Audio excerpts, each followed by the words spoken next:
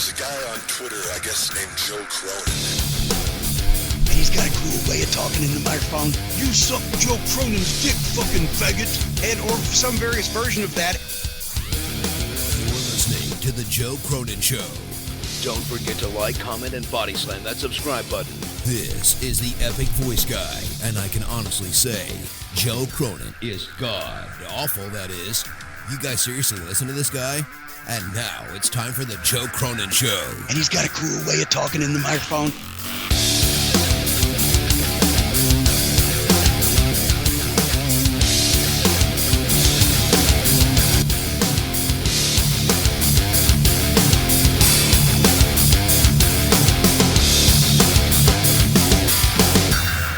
What's up, wrestling fans? That was Monday Night Raw, September 24, 2018. They tried to paint this ridiculous narrative. We've actually seen this narrative this attempt at a story from WWE plenty of times before. It's been a while, but where they create this random narrative that somebody could turn heel or somebody isn't on board. Kind of came out of nowhere tonight. There hadn't been any really build up to this whatsoever that we've really seen. And all of a sudden tonight it was like, oh, Dean, he might turn heel, and they tried to build a narrative. Now, I can appreciate the fact that they tried to tell some kind of story arc throughout the night. You know what I mean? I give them credit for that. It was a little more interesting than what we normally get. So, other weeks 1 or 2 out of 10, I would say tonight was a 3 or 4 out of 10. I'm going to give tonight a 4 out of 10. Right off the bat, I'll tell you that. Who would have really... Did anybody really believe anybody was going to go heel? You could tell from the beginning that it was a sort of a genius idea by WWE, if you can call it even that, because they have nothing to go on. These teams are meeting in a week at Super Showdown in Australia. So why in the world would anybody turn or change? Because they have a booked match at the biggest show in Australia. So my issue with this is that it's fucking retarded that anybody would have believed that anything was going to happen tonight. And you know what? Based on some of the comments on Twitter tonight, I guess people bought it. And that's what WWE wanted to do. They wanted to make you think that somebody could turn heel, so it was interesting tonight. Clearly that was never going to happen because they have a booked match against each other. If they had done it, it would have been very against the norm or against the grain of what WWE usually does in these situations. That being said, tonight, if Monday Night Raw sucked, and I'll probably repeat that opening that I just gave this Monday Night Raw in a few minutes at some point. Probably going to repeat that in a few, but tonight, we have the debut of Lil Suicide, a debut song. It's coming in a little bit, guys. It's unbelievable. It's just an amazing song that's gonna really put a feather in Eminem's mumble rap ass and Machine Gun Kelly's scrawny, cracked out, anorexic, inverted nipple ass. Lil Suicide is here. With his debut signal. It's going to be unbelievable. But that was Monday Night Raw. What did you guys think? Leave it in the comments on the chat. We'll see if we can catch those. But otherwise, Super Chat down below. The $ is available. Super Chat works. Otherwise, you can go down to the description box, click on the link, and, of course, that will take you to the Streamlabs donation Twitch alerts that you can donate live if you want. All the donation amounts are listed way down below throughout the description box, as always. And we're getting ready, man, for a Lil Suicide. It's gonna be some kind of song, man. I heard he does some weird stuff on the song. I don't know. We'll find out. Just do it. Also tonight, I'm getting my Skype open. There it is. Skype's open. We'll be taking phone calls as always. 339-226-6610, and of course, at CorruptedPod on Twitter if you guys want to get a hold of me. At CorruptedPod, CorruptedPod. And make sure you guys hit the bell down below. You subscribe down below. Because I'm hearing from a lot of people that the bell unsubbed them recently, so you guys might have to re-hit the bell again. So people weren't getting notifications and things like that. So that's just a little update for everybody wondering about that as well. And let's go over to Skype. Okay, Skype's up. So anybody who wants to call, Skype's open, 339-226-6610. Raw opens with a new WWE intro video. that I did not see. I did miss it. I heard a lot of people bitching about it, but I didn't see it. So it might be good, it might be bad. I'll have to watch it later and tell you what I thought of that. But it is what it is. I assume it sucked. I couldn't give a shit. I just wish Raw didn't suck, but Raw always sucks, so it doesn't matter anyway. So they did an interesting thing from the beginning. I guess it's Stephanie's birthday. I saw her riding a bike on Twitter. The crowd was pretty hot for the Shield. The funniest thing, of course, about that was the fact that the Shield comes out. They're cheered. People are screaming. And then the minute Roman Reigns began speaking, the crowd booed the shit out of him. Which, again, tells you the WWE has failed with the stupid other experiment. Again, of putting the Shield together and trying to get Roman Reigns cheered. But they're doing the job of masking Roman Reigns' boos, I suppose, until he has to speak. And I thought it was a forced narrative, saying like, oh, Dean might turn. It was just a stupid forced narrative in a way. But again, at least they tried to do something. At least they tried to tell a story throughout the night. It was just forced. It was kind of like... But it felt really, it felt like telegraphed, forced. Like, here, we're going to shove this down your throat in case you don't get it already. Yeah. In case you didn't understand the first time. Here it is the third, fifth, and ninth time. Yeah, they were really lame. It's going to be a teaser. Let it be a teaser. Do one big thing that, like, holds power all on its own. Don't go through the whole fucking over and over, like... Yeah, watering it down. That's how you knew it wasn't going to happen, because they just kept saying, "Oh, could he do it?" And that's you only need one. Should I do it, Dave? Well, no, but don't you see? That's the teaser. If you want to sell ratings, if you want to do well in the ratings for the night, but you can't do something, then you tease it throughout the entire night. They literally were selling it every hour. They shouldn't have done it that way, though. That was just it was so forced, though. Isn't there a better way to do it several times? They could have done this great. They could have been building towards the Super Showdown for weeks now, where anytime they're in a mixed tag match, they won't hit Dean. They'll tag out of the match and wait for somebody else to tag in. Head games like that, and be like, we understand. Something we're on your side. Yeah, okay. And like they could have kept building on it, and not had the announcers play out the heel turn and do it all in one night. And why is Dean, if he is so loyal to the Shield, why is he considering it anyways? That's the same as Ken going ahead and, Keemstar's having a podcast, goes to Ken and says, well, you don't need Joe. Joe doesn't take care of you. Does he really care about you? And now all of a sudden Ken's like, well, I don't know. Is Joe good to me? And he's undecided. Are you going to trust him again? No, because the fact that he even had to think about it says a lot. Dean shouldn't have had to think about it. He should have already known and been right with the guys. He shouldn't have had to search his feelings. He should have been... reassured the fact weird that his example you just came up with. What was that? Just top of my head. He's going for it, Joe. But it was just. Oh God, I would probably, if that ever happened, I'd probably lose my mind. My hey, then I guess it's the best example. My second co-host to fucking go do something with that guy. That way, oh my God, I would probably. I think it'd probably be World War III. The true rampage. There would be World War III if the second co-host of mine to leave me for Keemstar. You would want the reaction of, fuck no, I'm not doing that. Joe's my guy. Same thing Dean should have said. I would never leave my guys. These are my brothers. Instead, he's on the ramp and he looks undecided, and they had to make. I know they have to make a show out of it, but he never. So now, in my creative mind, I wish they would play up. Well, what made you think about it? Why did you have to think about it? Why did you have to even contemplate leaving us? Do you really not trust us? And this is where the cracks build up, and this is where they actually start to develop it. But they're not that smart. Maybe I know they had to go for just this one night, oomph, and try and employ people to watch and get some of a drive to the ratings, but.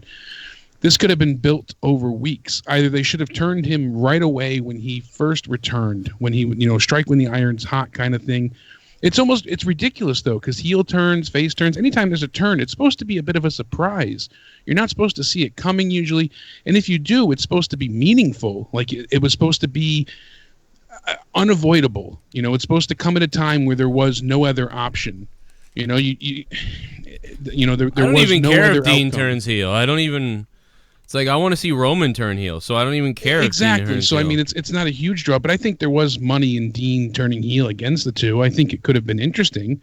Certainly better than the Shield reuniting in the first place. Well, and I didn't much like him as a face. They went overboard with it last time. And they're not really doing anything. The funny part tonight is, and they could have capitalized on it greatly, and they started to in the intro, and then they threw it away. They did a great job at first. Roman says, "We got all that matters," and Roman holds up his shiny belt. He's got his purse, and then Dean is standing in the middle as Seth holds up his belt. Dean has nothing. Yeah, Dean's just standing there, and they made great points. So I wanted to like it, and I was like, oh, all right. But the fact that they're talking about it and teasing it, and it ruins it. It ruins the allure to the surprise for me, anyways. And they had enough to do it subtly over. Yeah, they had a huge hint of magic. Yeah, exactly, Jesse. They really had a chance to make this a huge storyline for the pay-per-view. This could have been big. It could have been something. I said maybe I'm jaded, but hearing both the announce team and everybody discussing the possibility, it diminishes the moment that if it could and does happen. Well, I didn't watch. I literally just got to watch this Shield match. Did they do it all night long? Yeah, they talked about Dean. Oh my god, because I'm like agreeing with you, but I literally only watched the last match, and they did it too much in that match. Yeah, they did. Like I was just like, they did it all night long. They had each other's groups going to him, and like, will you turn heel? Then they teased that McIntyre would turn heel, and it was just really weird. But I appreciate that. I appreciate they tried to do something to generate interest. Like that's what they were doing, was trying to keep the ratings up the whole show. That was the whole point. Keep the ratings up, getting into Showdown or whatever the hell. By the way, anybody in the chat who says that like Joe, Joe, you're an idiot. You think Roman's going to turn heel? It's like, no, I don't think he's going to. I'm just telling you that I want him to. I don't want to see Dean. I mean, I wanted to see Dean turn heel a while ago too, but it won't matter for Dean to me. Like, Dean turning heel won't matter that much. Most people will just boo him, and then some people will cheer him, and we'll have another Kevin Owens. That's what will happen. So, like, that's how I feel. So I just don't care if Dean turns heel. However, if Roman turns heel, then you have everybody really hating on him, and he gets to open up, and then we have something interesting. So to me, Dean turning heel is like, you know what I mean? Like, I don't know. It's like going from it's like flipping something in the middle to something in the middle again. It just doesn't matter to me. Like, I don't really care. And Liv Morgan obviously was waffled. We'll talk more about botch mode still killing people. This has got to be the 4th or 5th week in a row that we're talking about Brie Bella either almost killing herself or hurting somebody else. Like, what the fuck is wrong with her? Before we get away from it too, Joe, is the fact that the thing with Dean that maybe I just, see myself is the fact that I didn't so much get overly excited about him turning heel, but it was the fact that then the Shield couldn't reunite, because that was the crutch that they're using currently to continue to try and get Roman cheered. So they would have had to at least try and think of something else along the way. And they couldn't just rely on Seth, because it hasn't worked in the past few months. Seth has his own, one-on-one feuds and belt to defend. So they really would have had to find another way. And they knew it wouldn't work. That's why they didn't go with it. Roman can't be cheered. Like you said, as soon as he gets cheered coming out as the three-man team, as soon as they hand him the mic, the boos start. It doesn't work. And it's really the Shield, the complete Shield coming down from the top that gets the fans excited. Through the crowd, everybody gets excited. And they start to boo, too, right away, and then they cheer when they see it's, Shield, not Roman. Yeah. If you notice. It's like a very quick turn, but once they realize, you hear the dun and everybody starts to boo, and then they see Shield across the Titantron, like, it's like, it's just funny when you don't get that little, Sierra Hotel in the beginning, the call-outs. But had he turned heel, it would have been someone for him to feud against. That would have been good to see Roman and Dean going against each other for a little bit for the title. 1, and 2, he wouldn't have been able to rely on him for cheers. So I think it would have been dual purpose. Tommy, if you call back, I'll put you on in a few minutes, buddy, if you want to call back.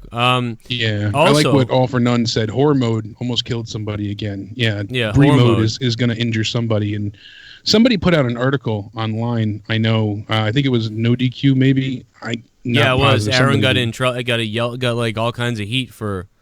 Yeah, saying that they the Bellas shouldn't be at Evolution, and then you see you see this kind of proof twice in one match. I mean, Brie took out 2/3 of the Riot Squad.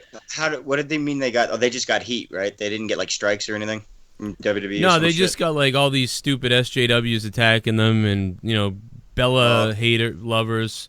Like, and everybody just being stupid, like, oh, what is wrong with you? It's like, dude, look what happened. I mean, I think Nikki Bella's okay. But do you hate women making them sound now? like making them sound like women-hating, feminist, misogynistic Yeah. assholes. When Like, really they said the whole pay-per-view but- sucks. They didn't say that. They said they shouldn't be allowed there. The hell are you, like...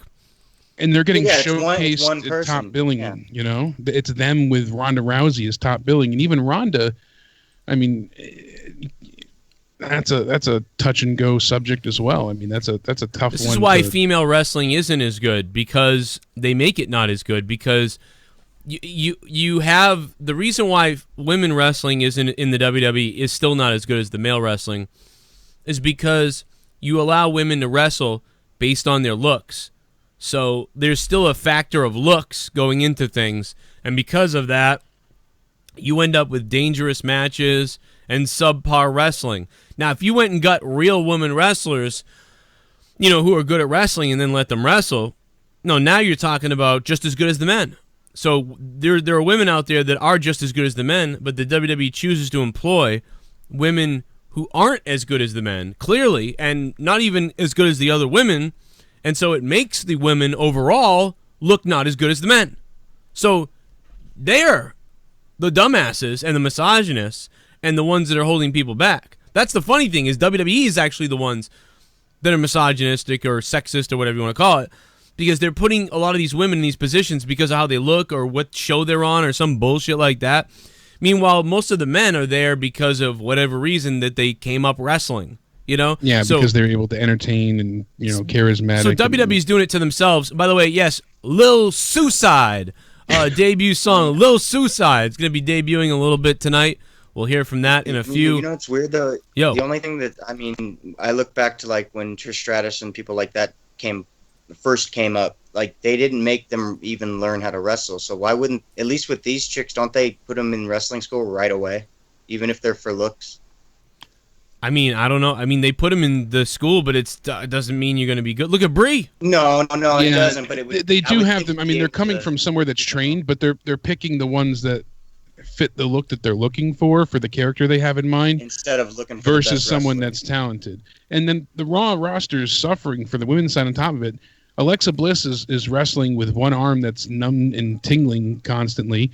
Nia Jax just returned and is going nowhere. Bayley is now stuck without Sasha because Sasha's injured again. We don't quite know what happened, but she's going to be out. So there goes for that quite a whole bit. story again. So now they don't know what to do why about the women's tag titles, so they're screwed about that. And Liv Morgan is being monitored right now for a severe concussion after Brie waffled her with her freaking shin with the yes kick. So, Dude, first of all, those kicks are retarded. I've always said this. I hate when you kick someone for real. I fucking hate wrestling right now with these stupid fucking kicks. First of all, these things are dumb. Kicking someone for real in the fucking sternum and in the shoulders is stupid as fuck. It doesn't look that good, and it's stupid, and it hurts. And what happened is, dumbass Brie Bella is looking at her fucking the opposite of the ring, taunting them while kicking Liv. She's not paying attention. And then what happens is she connects with a hit, and that causes Liv to quickly like jolt because she goes, oh! And that causes her to move down a little bit. Brie's not looking at her because she's doing the stupid yes kicks, and then kicks her in the face even harder because Liv lowered her head, and she doesn't know that because she wasn't looking at her. So she couldn't see that she kind of clipped her the first time, which would have told her not to do the next yes kick. Yeah. So then she knocked her out. Then she fucking knocked her out. So now she's unconscious, and she flips her over to pin her, and she does that in the worst way possible because you're supposed to guard the neck at this point. No, she just literally just bloop, like a pancake, flops her over. I'm going to break this down for you. I watched this back and forth trying to figure out, and you know what I mean? Being in wrestling, the first thing that I would have done. First of all, you kicked her, you clearly concussed her. I get what Brie Bella was doing. Like, let me just pin her. Let's end this. Pin her and end the match or whatever. They were going to win anyway. So, but instead she rolls. Well, no, her. they were supposed to lose. That's the problem. Oh, they did? They lose? Yeah, the Riot Squad was supposed to win this match. Did Riot Squad win? They did win. Oh. So, okay, so Brie shouldn't pin her. So she shouldn't even pin her. So right there, that's fucked up. So that even that's makes what I'm saying. All right, this makes it even easier. So what you do when this happens, what Brie Bella needed to do was walk away. Either talk to that corner, whatever she had to do, distract for a minute so the referee could talk to fucking Liv. So the referee could assess what the fuck was going on with Liv. So the referee figures out what's going on with Liv, sees if she can continue. Brie Bella maybe like raises up her hands and does a little Brie mode thing, yells at the audience, whatever, taunts the other corner. I'm watching the video right now that she fucking kicked the shit out of her. She even could have just ran to the opponent's corner and made it like she was trying to clear the ring, and then they could have taken her down and thrown her to the outside. And meanwhile, while the focus is her on the outside, the ref goes ahead and checks Liv. Now, they did a pretty decent job of getting her out of there and whatever Brie did, and it wasn't a neck issue. That's the thing I wanted to say to you too, Jake, was like she clearly did knock her out, like it was a kick to the face. So but when you don't know, you're supposed to try and cradle, you know. Yeah, it was. I mean, I wouldn't have moved her. I would have just let the ref. You back off. Now, if you're talking about safety, if you're talking about years ago, like back in the day, like if the person's still breathing and it looks like they didn't just break their neck, maybe, and it like was a knockout, like we were just saying, you probably would pick their ass up, throw them in the corner, let them get tagged out and get out of there. But in the day and age now, where they want safety, this in an independent show, I would say the same thing, because when there's 40 people watching you, it's really not that, the most insanely important thing. Let the referee find out what's going on, find out if Liv's okay for a second, walk away, then come back. And then you communicate with the referee really quickly. Like, is she okay? Referee's probably going to say, she's good, get her out of the ring. Or, going to stop the match. Or, don't touch her right now. Or, give her a few seconds. Or something. He's going to tell you something what to do. Continue, don't continue. You're going to find out based on the referee and put it on the referee to make that decision. Now, Brie Bella just took it in her own hands. Like, I'm going to fucking pick her up and drag her to the corner. I don't know if Liv said something to her, so we don't know if Liv said, I'm really dizzy, I gotta get out of the ring, get me out of the ring. Maybe Liv's commanded that. I don't know. I don't think so, though, because she was out. It looked like she was out. So I'm surprised that Brie pinned her, number one, because that's one of the worst things you can do, especially if the other team was supposed to win. Now, unless Brie... because she forces her to kick out there. Yeah. And that's the big problem. And she apparently, you're trying to see her talk and whatnot. I'm trying to catch some of the mouth angles, and it's really hard because here. Because you're like, reading, she's like, oh, I'm knocked out, oh, 1, 2, oh my God, I gotta kick out. So it's like, you just made her have to do all this work. It would have been way better. All she did was giving her the yes kicks.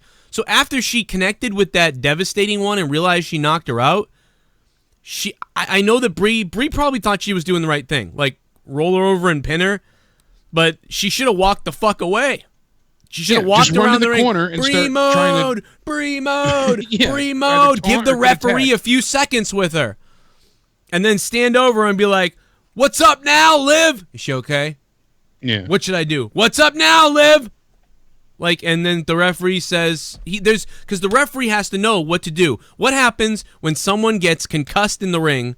What is the referee supposed to do? He knows. I don't know exactly what the answer is.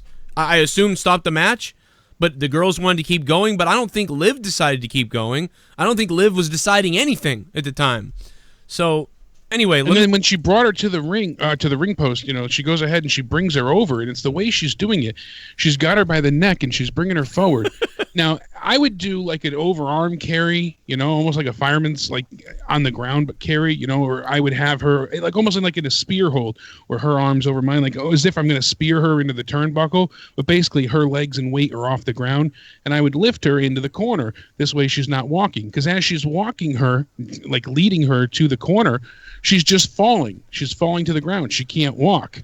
And then she collapses into the corner. Watching, and I thought that looked terrible. Like, that looks awful. It looks frightening. And then you see a natural reaction, which sometimes you can't help. So Sarah gasps audibly and covers her mouth. So now Sarah Logan looks shocked. So now it looks even worse. I didn't mind. I didn't like Brie rolling her over to pin her. If she fell on her back, landed on her back, I would have been okay. But because Liv fell on her face, I wouldn't have moved her until the referee spoke to her. But because she already decided to do that, I actually liked that she kind of collar elbow tied her up and then backed herself into the corner and then laid her down. It was pretty much better than almost anything else I think she really could have done, because she made it look like, Liv was pushing her into the corner, like she'd brought her up and then she got pushed in the corner and made a mistake. And she's dumb enough that we believe Brie would do that. So that was fine to me. I don't care. Like, I thought that part was all right. I just felt bad for the other chick, the one, because of the way she was kind of still catching her ground. You know, she was like, "Fuck."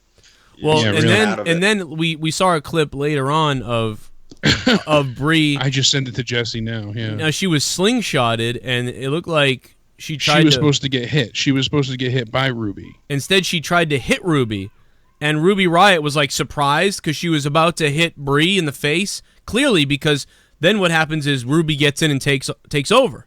So people were sending me that Ruby screwed up, and I'm like, you're on drugs. I was like, Ruby Riott wouldn't screw up that, and Brie Bella was the one doing it, so I'm going to bet Brie Bella screwed up. So Brie Bella was slingshotted, and she obviously, it looked like, was supposed to get hit in the face, and then Brie's knocked over. Then Ruby gets in the ring and continues to beat her up. But instead, Brie Bella throws a right hand at Ruby, which Ruby looks like she didn't expect, and she gets hit in the face because of it. And she almost just goes like what the fuck, almost like there's the look on Ruby's face.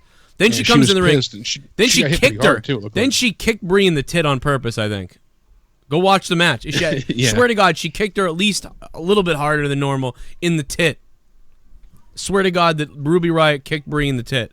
I would have kicked her in the face and just said, get the fuck out of this ring forever. But you can't do that because, you know, you'd probably be fired yourself. But at what point, it's like, dude, this girl is not afraid to hurt herself. You know, like, she's hurting herself almost. She almost killed herself a couple of weeks ago. And granted, mistakes happen. I totally get that. And I think every once in a while, you know, some people make more mistakes than others. But Jesus Christ, every week you're in an 8-minute match, and every week you almost kill yourself or injure somebody else. It's fucking crazy. Yeah, it's bad. And Adam Ant said that the instruction via the ref for live TV in these scenarios is to A, pin the opponent, B, cause a disqualification, or C, if neither of those are able to do, you know, so in that scenario, then the ref will call a stoppage to the match. But the ref makes the call in all scenarios. And it looked like the referee wasn't making a call. Yeah, because I don't think she gave him the chance to.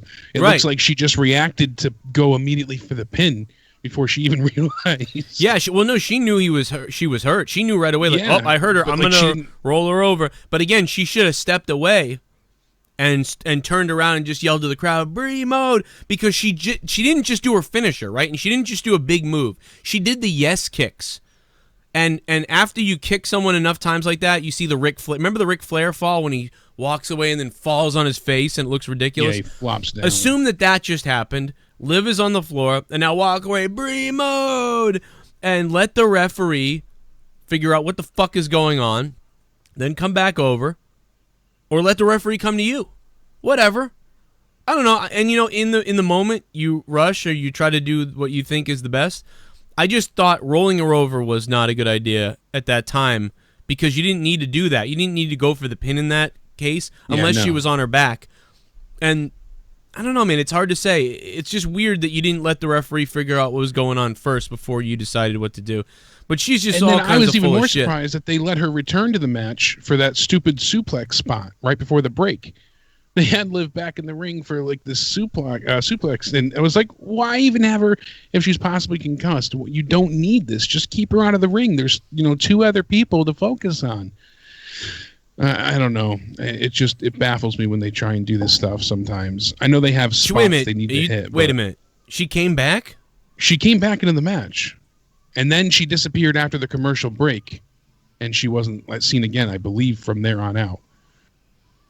Oh my God! Because both women, because Riott tagged in while Liv Morgan was on the outside after all this happened, and Sarah Logan took care of Liv, and then the broadcast team was saying how Liv was really shaken up, and then both Liv and Sarah came back up on the apron about 30 seconds after that, I want to say. And Liv Morgan was just down on one knee, though, and she was like kind of leaning on the ropes with her head down for quite a bit. And then Liv Morgan got back into the ring to take part in that triple suplex because all 3 baby faces suplex somebody at the same time. And I'm like, why couldn't they have just done a double suplex and gotten rid of the third altogether? And then they go into a commercial break because Ruby Riott knocked Brie to ringside, and then they had a commercial break. I mean, there. the only thing I could and then think... coming out of commercial, Liv Morgan was not seen again. Then Liv was believe, at all. gone. Yeah, so that tells you it's definitely a concussion. I mean, at the time I thought, well, maybe she got kicked in the mouth really hard and it knocked her. But yeah, I mean, it looked like a concussion the way she couldn't walk. But let me go to the donations and figure out what's going on. Let me mute you guys, see if we can trigger these things. I'll be right back with that. See what's up with you. Pour me a beer. You've got a new subscriber. RevTech on TV. RevTech on TV or something like that. Thanks for subbing to the channel, man. What's up? Thank you for that. Let me try to trigger these noises. Trigger these sounds. McDonough, thank you as well for subbing to the channel. What's up? We're having a subscription party here on the Joe Cronin Show. You guys can follow me on Twitter at CorruptedPod. We tweeted a bunch of shit tonight from the new Twitter. Super Chat Party.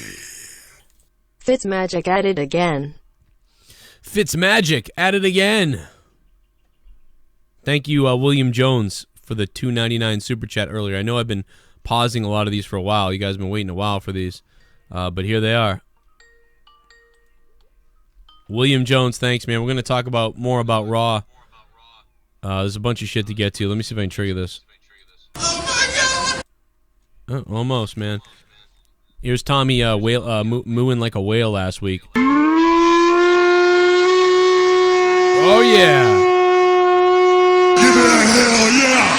Fuck Brie Bella, that fucking excuse of a wrestler. All she's good for is for looks and dick.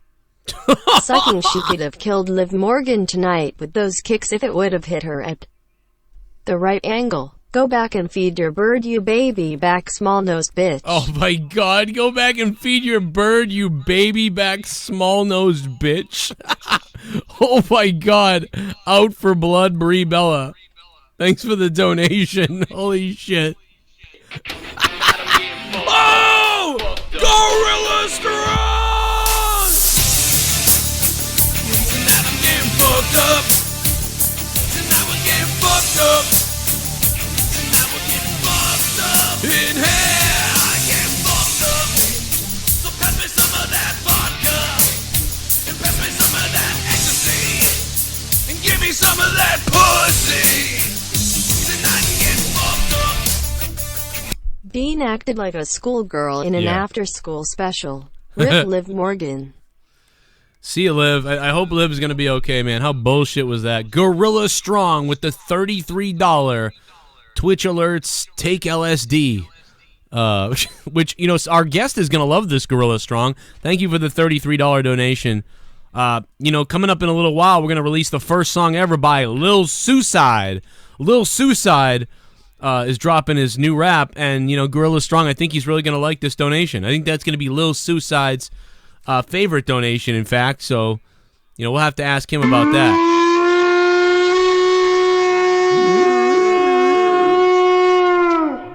Hey, Jake, how many cocks have you had in your life? Today? We'll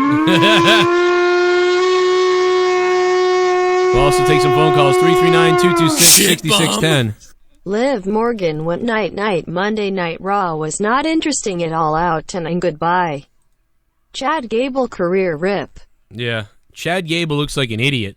RevTech, thanks for the $5 and becoming a $5 ShiBUM. Yeah, Chad Gable seems like an idiot out there. He just seems like a moron doofus. They're doing all this, we would think, just so they could turn Bobby Roode heel, as we've said. I don't know how long they're going to drag this out with Bobby Roode. It could be a while. You know, I'm not really sure. But that's what they're doing it for. So, yay. They're going to keep doing the same thing over and over and over and over. Shit, until the heel turn. Sup, Joe and Jake and Jesse. Raw was another fucking coma tonight. Coma. For fuck's sakes, fire the Bella twins before they kill someone. They showed the Total Divas shit over 50 times anyway. The rest was pretty much trash. Oh, and they were all in. Triple Gaming, aren't the Divas all in? Isn't that what they keep saying? Oh, they're all in. They're all in, baby. Triple Gaming, thanks for the $5 and becoming a $5 ShiBUM. Phone lines are open, guys. 339-226-6610. Call now if you want to get on the show. I'll put the first one or two callers on the show. Give it a hell yeah! I'm Ed's Is on. Drake Maverick a midget? Looking Yes. like Bruno Mars out there. Raw better than usual. I like the story but less logical going into the PPV like Joe said. Yeah. Also, Jake's points on loyalty are on point. Dean should turn at Survivor Series. Right. It's ridiculous. I agree, man. Dean should turn at the Survivor Series. Maybe, I guess. I'm not that excited about anything like that. Diverse. Thank you, Diverse.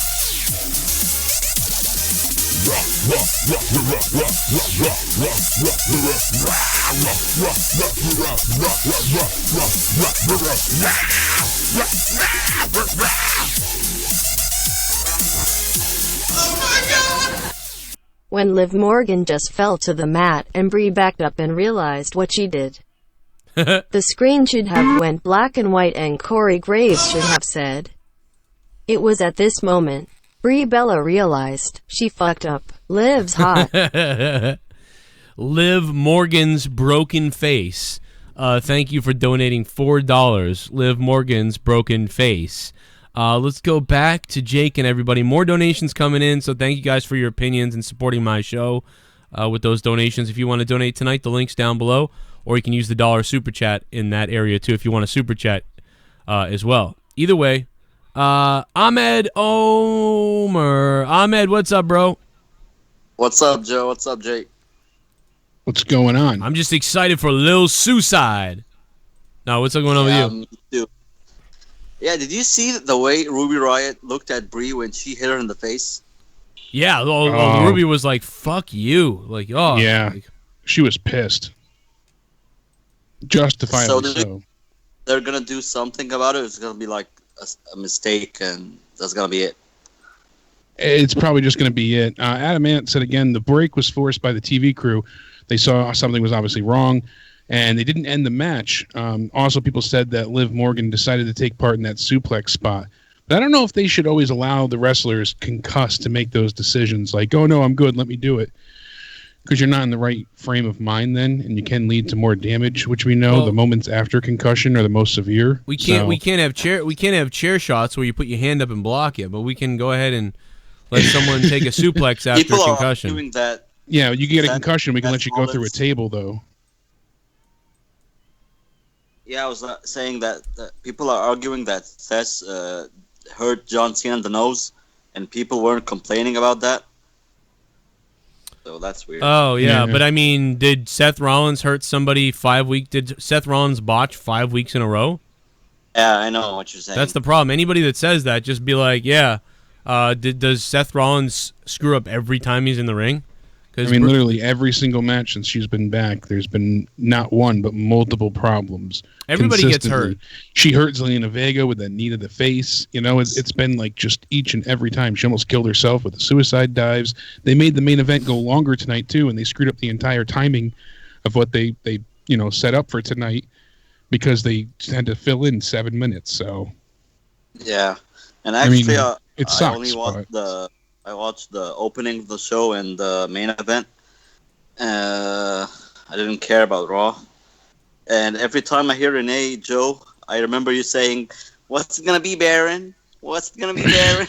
Wait, what is that? What is that from? Oh, Renee. Renee. Yeah. Be, Baron? Oh my God. She wasn't as bad this week, but I didn't even notice her like this week. The last week she like irritated the shit out of me. Tonight I just didn't notice her. I didn't notice Renee at all tonight.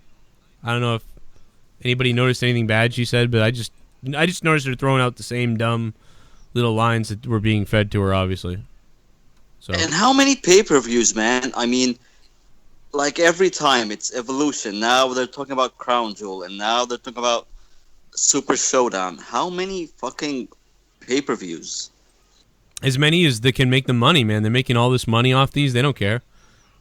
I mean, obviously they killed. And that's the thing too. They're pulling in tons of money, and that was one of the things I said tonight too, Jesse. I don't know if you saw it, but they received a donation from who was it, Hyundai tonight, right? I don't know if you saw it, Joe, in the middle when Triple H and Stephanie were out, but they got a $200,000 check, and it was supposed to be towards Connor's cure. Yeah, it was from Hyundai. And I was like, that's all well and good, but they got, $200 million from a Saudi prince, and all they had to do was bring back the Undertaker. So It's nice trying to cure child cancer, but you got a long way to go. All you got to do is bring back the Ultimate Warrior. Maybe you get some progress done. Yeah, you know what? Bring out is have the Ultimate Warrior Warrior's Ghost versus Undertaker in Saudi Arabia. Charge $20 more million with the Macho Man Randy Savage as the special guest ref, and now you're talking. Have them as holograms. Do that hologram thing. Below the belt, yeah. And then give all the money to the cancer thing. That'd be pretty amazing. Yeah. They can One do of that. the things I noticed people arguing a lot about too was the fact of some of the matches tonight, and I'm kind of being a bit of a hypocrite, but for some of them I didn't mind so much that they're kind of recycling the Super Showdown matches. Other times though, it really is a detriment because it hurts the overall product. It makes you less excited about the pay-per-view. Now the heels had to win in the women's women tag match, and what it shows is that the Riot Squad can't be beaten unless they have Ronda Rousey with them. That's the X factor for the Bellas to win. So I'm okay with that match happening because they're showing that Natalya isn't enough for them to beat the Riot Squad. But when they do it with the Shield over and over and over again, it just, like I said, it makes you even less interested. I know Authors of Pain was a new match and it's a new fight, but having Baron Corbin be involved and then the whole back and forth scenario, I don't know, it just like slowed to a crawl at some point. We got the 716 on the phone. What's up, 716? Hey, I just called because I heard was the WWE getting $1 million from the Saudi prince just for the Undertaker showing up. Was that true? Yeah, I mean they got what was their deal? Wasn't their deal $40 million? Something along those lines. It's like it was It's $40 million or something, and then it's okay. So the WWE is giving the Undertaker a certain amount of money, but Saudi Arabia already gave WWE they money. gave him $200 million for the 10-year deal, but that one show didn't get $200 million, but it got them a ton of money extra, and then they're getting money for each show as well. So the 10-year deal was $200 million, and then each show also gets them money. And like Michael Ryan just said in the chat, he made the same point earlier. WWE gave 0.005% of their Saudi deal to Connor's Cure, and they're out there acting like they cured pediatric cancer. Can we talk about? Oh yeah, yeah, they're ridiculous. They got all that money, and they can't even bring back Pyro. Like that. That's just fucking ridiculous. I don't know why they're not in such a way that they pat themselves on the back and look at this $200,000 check. Look at that. Look at the and yes, it's a nice thing, but you don't need to have the big check and do it in the center of the ring. And I don't know those type of things. I know they said philanthropy is a new type of advertising, but those things bother me, especially when it's about sick kids. I don't know. It irritates me too. I don't know what the fuck they're doing. I don't like it. But the reason why. It all makes sense why they're doing this, because every time you start complaining and saying, man, they're going to lose ratings, they're going to lose viewers, I'm concerned about the WWE, and then one of the WWE diehard new casual fans, whatever, goes, they're making more money than ever, or there's a $20 billion deal with Fox and all the billion-dollar deals, and they start rattling all that stuff off. You go, yeah, that's fine, I understand that, but don't you understand why WWE is doing that? They're doing it because their ad revenue is dying, because their viewership is down, and their house show attendance is down. So all you can do is open up new avenues to make money. It's just like here on YouTube. I was here on YouTube doing everything just fine. Ad revenue was good and live donations, whatever. And it wasn't enough, so I had to open up Patreon. And then someone goes, well, Joe, you're doing great because you have live donations now. And then on top of that, you have Patreon where you have 350 patrons. So that's really good. So like this is great. But it's like, no. The ad revenue is still getting worse and worse. It's not getting better, and the numbers are going down a little bit because people aren't getting alerts to videos. So that stuff's all getting worse. So you're adding all these other new revenue streams, and that's what WWE is doing. They're being forced to add all these other revenue streams because house attendance is down and viewership is down and ad rates are down for TV. So all that stuff combined shows you why they're doing this. What was that? Yeah, it's only going to get worse, too. Right. So that's why they're doing this. That's why you've never seen them do this type of stuff before. It's like we can go to Australia, get millions over there. Like you said, 10-year, $200 million deal with Saudi Arabia and all these goofy things. It's just like on my show. You say, Joe, why do you now have live donations? Joe, why do you now have a Patreon where you put a lot of 30 hours of content over on Patreon a month? Why do you do all these T-shirts now? Why do you do that? It's because you got to do the right thing to survive and open up that right ad revenues. Otherwise, you're gone. And that's what WWE is doing. Now they're killing it with money. It's funny because it's like, it's the same thing. All right, let's give you an example. A big YouTuber, right? Handicapped, and he's got problems in his life, and he's got 500,000 subscribers.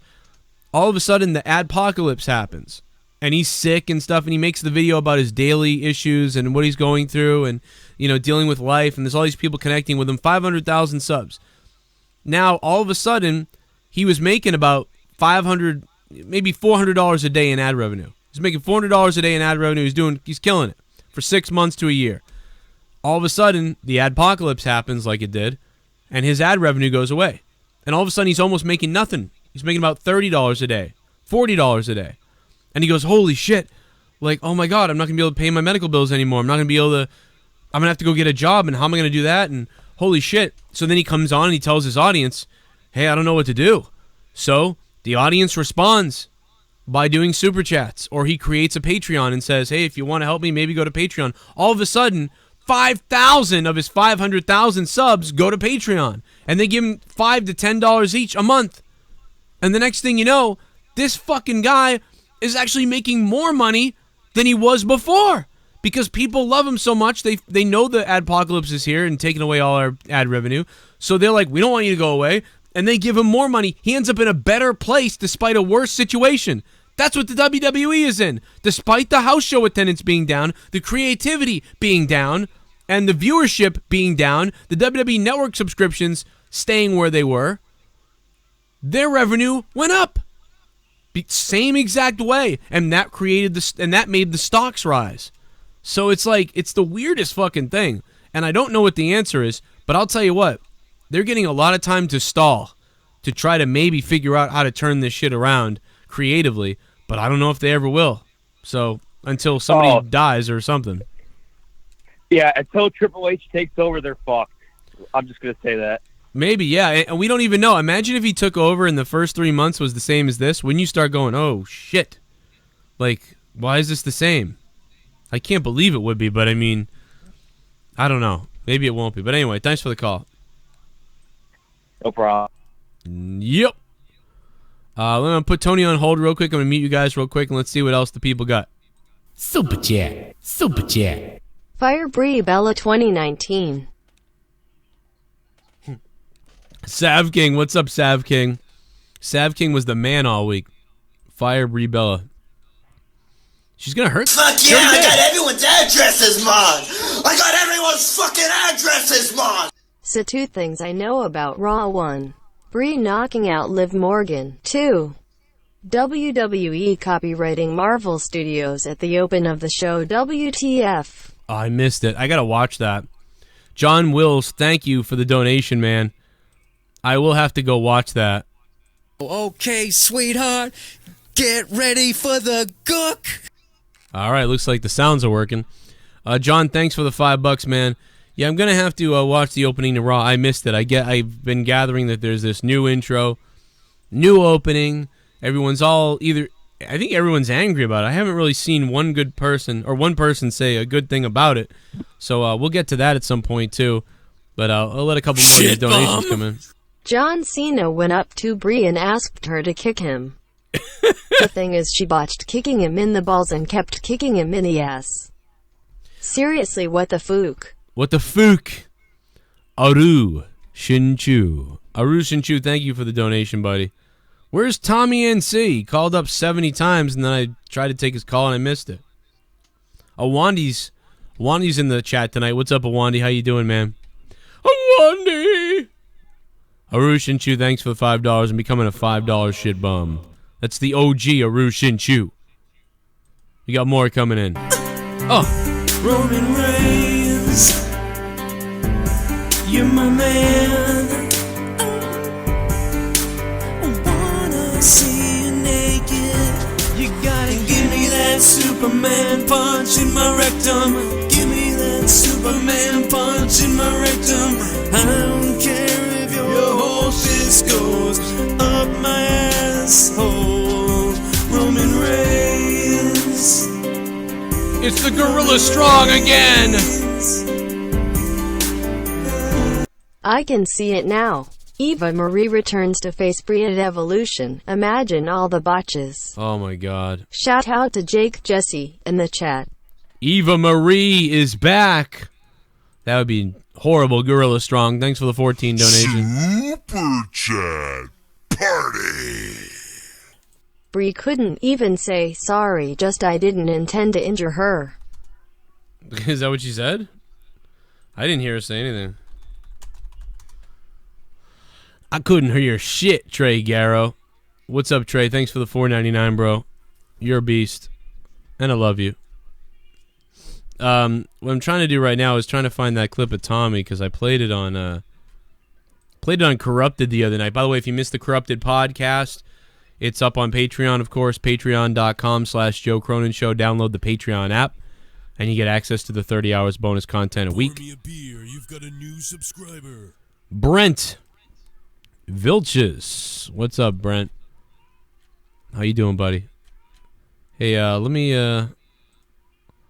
hold this up for a second here. Let me I want to ask Jake something real quick. I got them muted.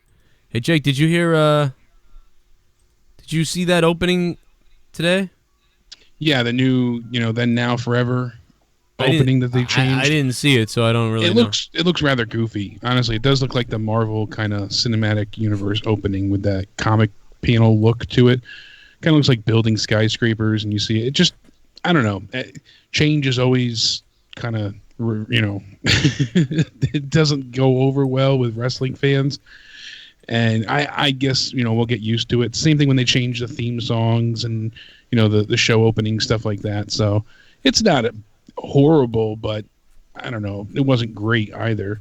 I like the one that they had currently. I think that one was serviceable and, did the job. That one was pretty good. Yeah, okay. I liked it. It was quick, straight to the point. This one feels uninspired.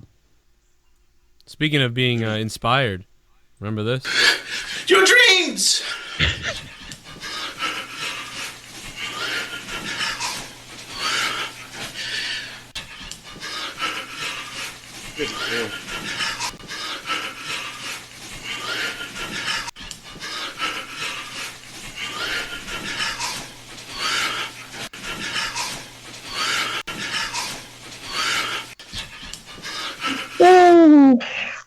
God. Tommy, you're more out of breath than I am peeling a banana. Jesus. Tommy, tell me that you were... I mean, what do you look like when you're masturbating if this is just playing air guitar? Oh, God. I don't know. There's a lot of sweeping involved, right, Tommy? I mean... It almost looked like he had to pee and he was doing his dance.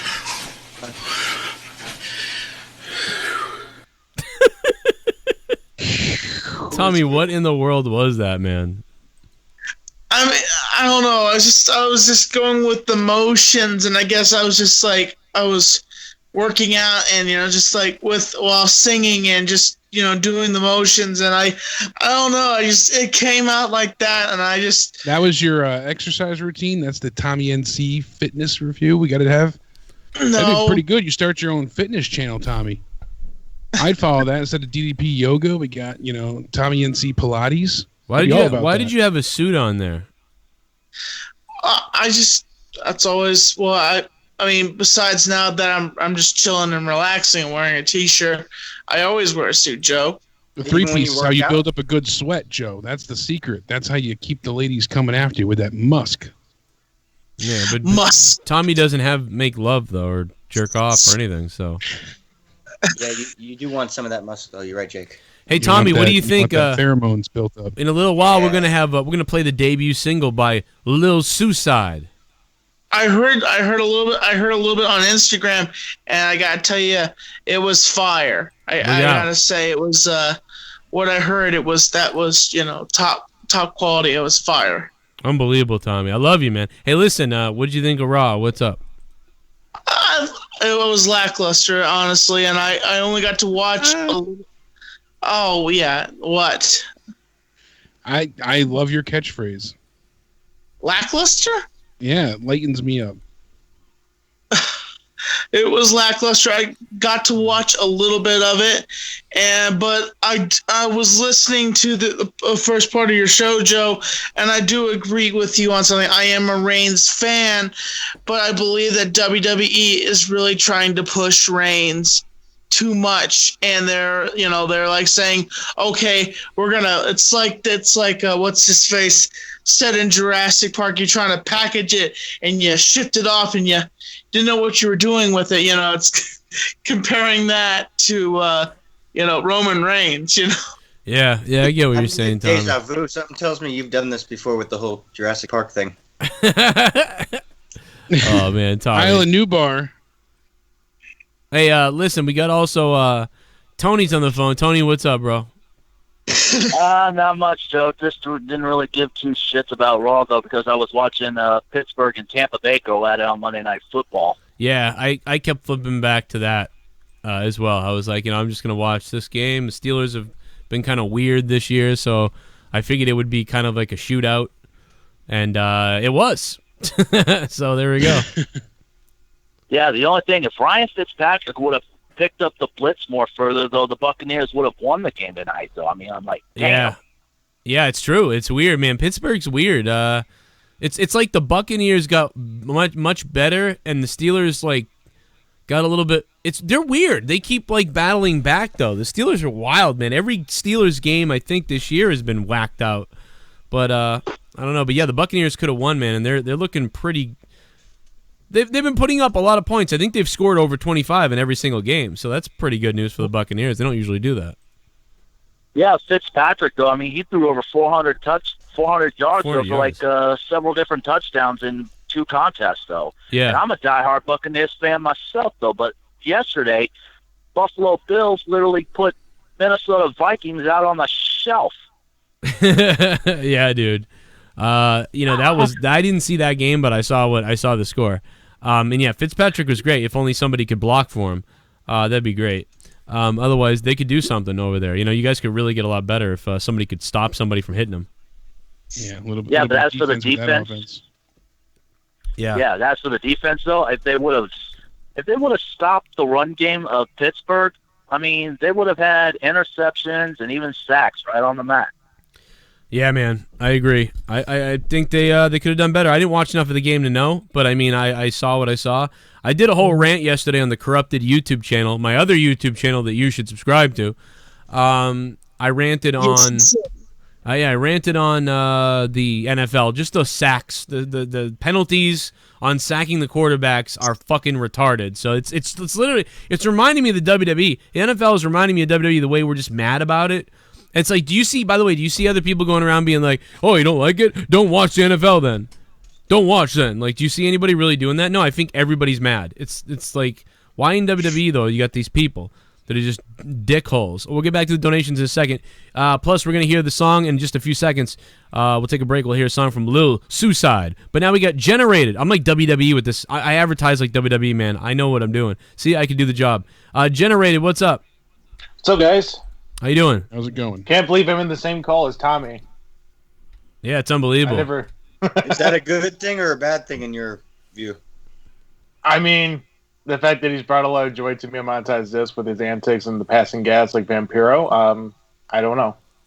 I was nervous. I was literally on the edge of I was like, oh boy, is this another one of the Cronin haters? Like, I'm like, oh my gosh. I was like, oh boy, is this one of the guys that's like, Tommy, I actually enjoy what you provide on Monetize This. I was like kind of nervous, because I was like, oh boy, I might have to put up with bull crap tonight. And I'm like, no, thank you for the play-by-play of the insight of Tommy's mind. That was excellent. You still might have to put up with it, Oh, and by the way, Joe, how did you feel about the fact that I stuck up for you and tried to push you and promote you to Keemstar so you and Ken could try to be on Baited, and basically the results of that was no, and he blocks me in the DMs. Yeah, he blocked you, man. You know, I think there's been long been a rumor about Vince McMahon where if somebody brings something to Vince McMahon's attention that Vince McMahon didn't want to do, or a wrestler that Vince McMahon didn't want to work with, that believe it or not, it actually would hurt the wrestler.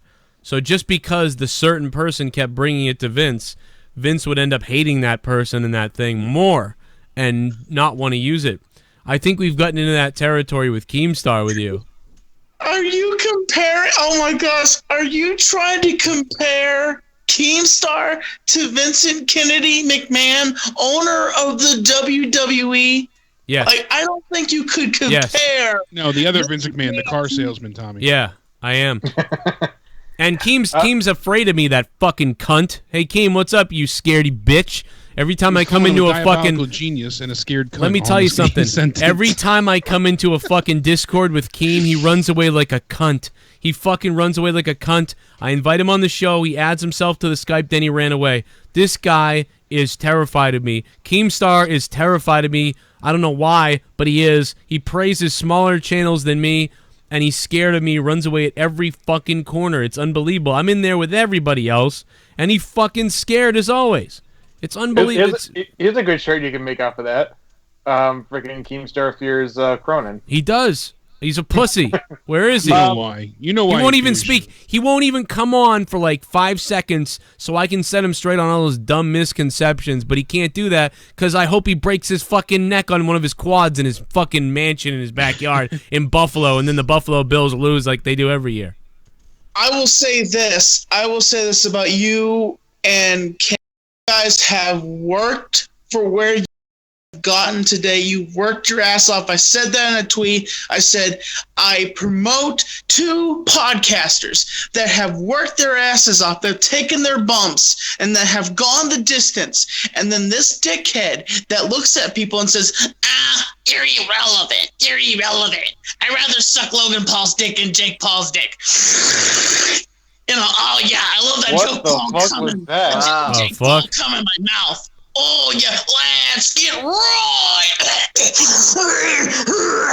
Let me take some more in. Oh yes, let's get right in the news. Jake Paul, Logan Paul. That's all he wants to talk about. It's bullcrap. It's bullshit. It's ridiculous how much.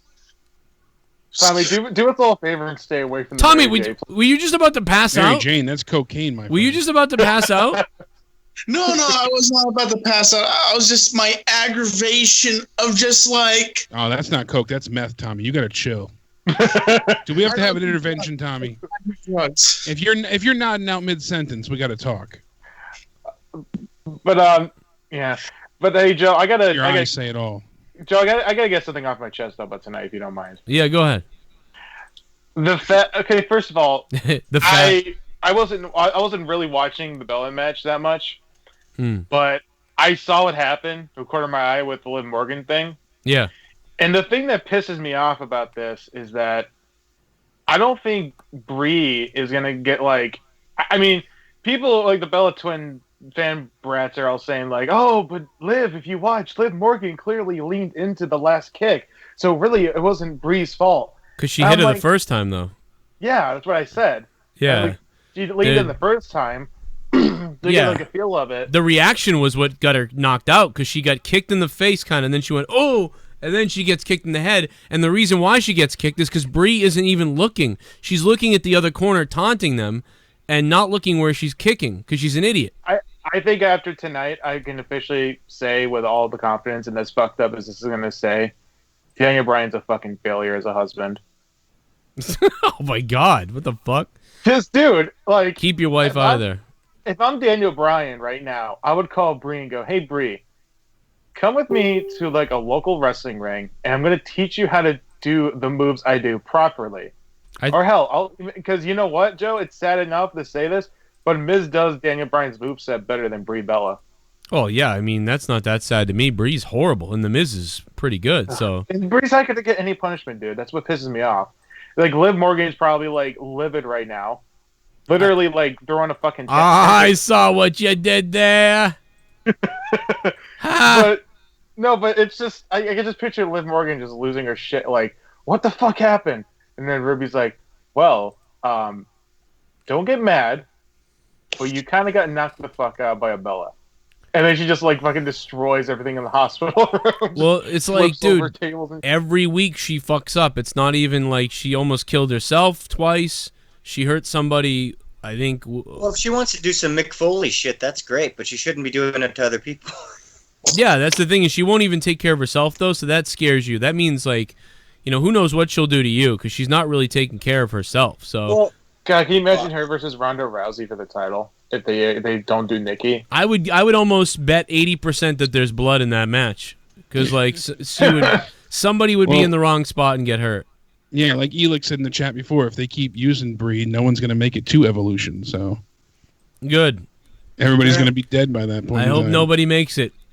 Listen, we're going to take some more calls. There's a bunch of donations lined up. We're going to take some more calls, but real quick, we're going to hear the song. Real quick, we're going to mute everybody, and I'm going to grab a cup of coffee, and I'm going to hit play, and it is time for Lil Suicide. Lil Suicide. It's crazy. Lil Suicide. I mean, suicide. I didn't say that. All right, I'll be right back in 1 second. We got a lot of more calls to go. We got a lot of donations coming in. We'll talk more about the WWE Raw review here from you in just a second. It's Lil Suicide.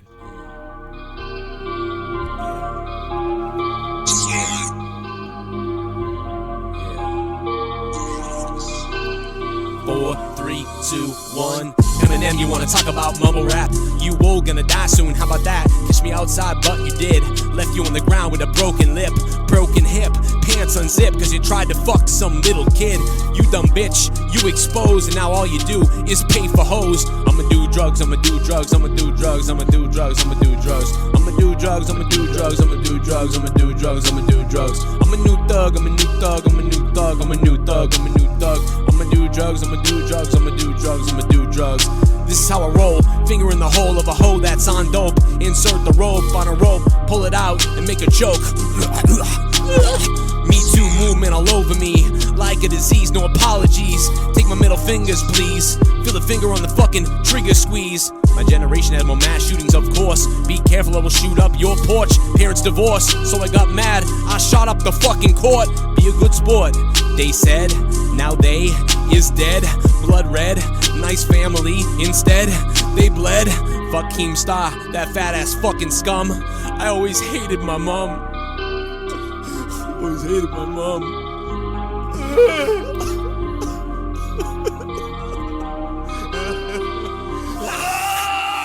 I'ma do drugs, I'ma do drugs, I'ma do drugs, I'ma do drugs, I'ma do drugs, I'ma do drugs, I'ma do drugs, I'ma do drugs, I'ma do drugs, I'ma do drugs. I'm a new thug, I'm a new thug, I'm a new thug, I'm a new thug, I'm a new thug. I'ma do drugs, I'ma do drugs, I'ma do drugs, I'ma do drugs, I'ma do drugs.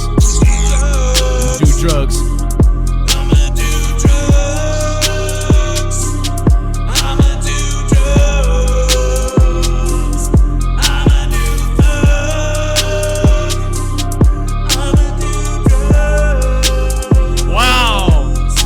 Holy shit, Lil Suicide.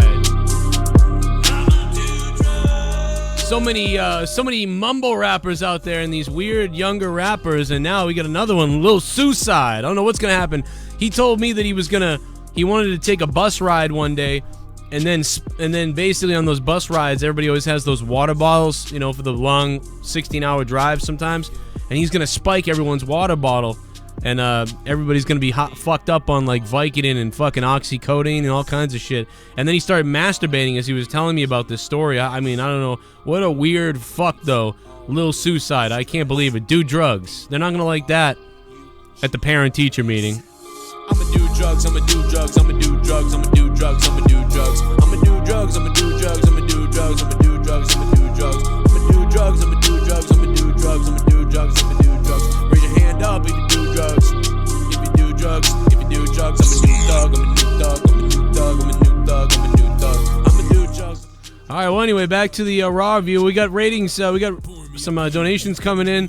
We got people subbing to the channel. Hit that red subscribe button down below. Don't miss out on the daily wrestling videos, the news, and the podcast that I'll have all week tonight. Whistle McDick Whistle McDick with the subscribe. Thank you, Whistle McDick. Appreciate that shit, bro.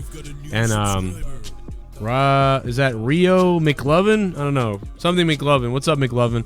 How you doing, McLovin? Let's chuck a caller on, man. 919's on the phone. Let's go with 919. We got a new caller. 919, what's up?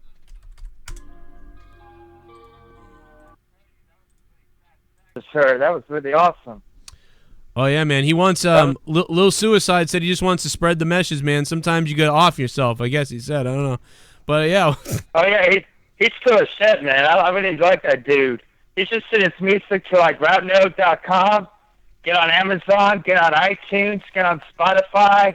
But that said, I would like to go ahead and buy that off iTunes, because I think that was dope. Yeah, that was man. really awesome. We're definitely going to have that up on Patreon tonight, but then we'll get it over there for sure. We'll help him out. But, yeah, what's up with you, man? Oh, yeah. What'd you think of Raw? I missed it. And I think that's a good thing because you guys said it sucked. So I'm pretty happy that I missed it. I'm still Maverick, by the way, in case you didn't shit. tell. What's up, Maverick? I didn't know it was you. But, no, you know what? I mean, I gave it a 4 out of 10, which is better than the last few weeks. The one thing I'll say is at least they sort of had some kind of theme, and like Bobby Lashley's entrance was better again with Lio Rush. That was okay. We haven't really talked about a lot of that. But there was no good matches at all tonight. That was another constant. Yeah, I felt the same way. Like the last time I saw Raw, which I need to go back to watching Raw and SmackDown again, just like for the sake of your show. But the last time I saw is when what's his name? Braun Strowman basically gave his briefcase away for like a title match other than cashing it in, which I thought was crap.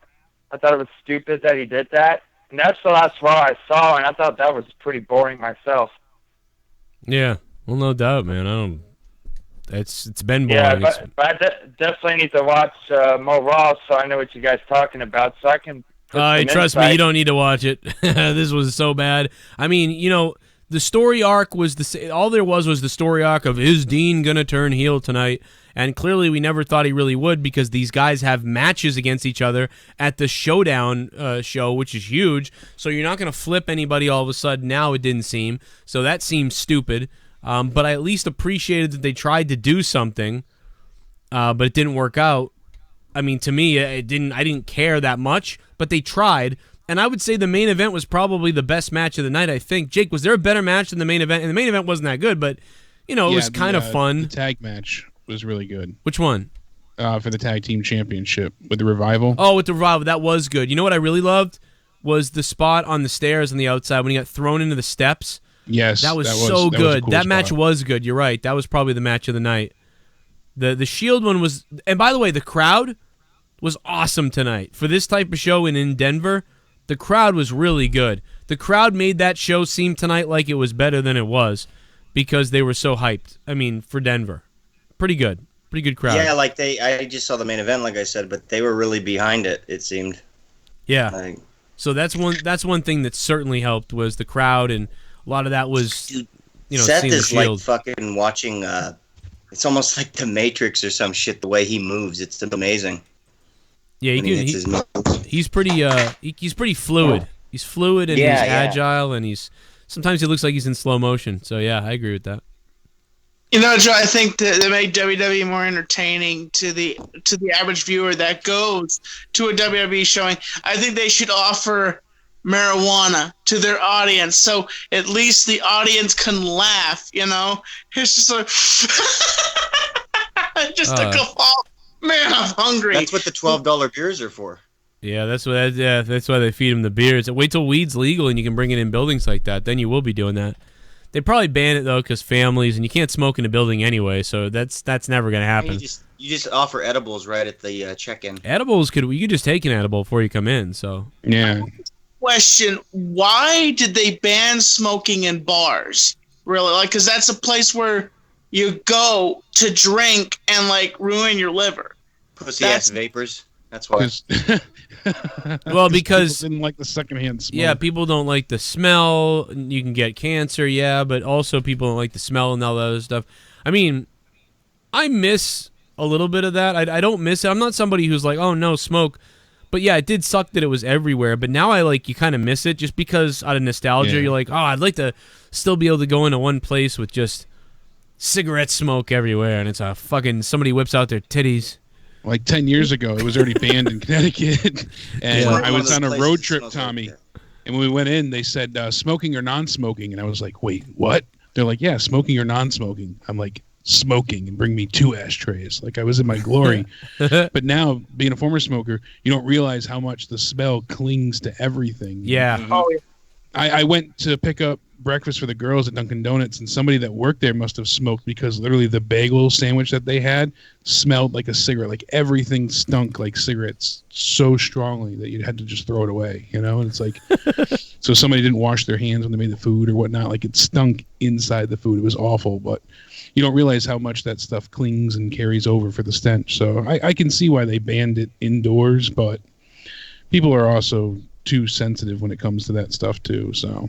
And if you notice in the world today, if you look at a movie from the 80s or the 90s, you will see people smoking. But if you look at a movie in 2018 or closer into the 2000s, you kind of see the idea of smoking cigarettes dissipate. You see that. You also get a tax break when you have no smoking facilities.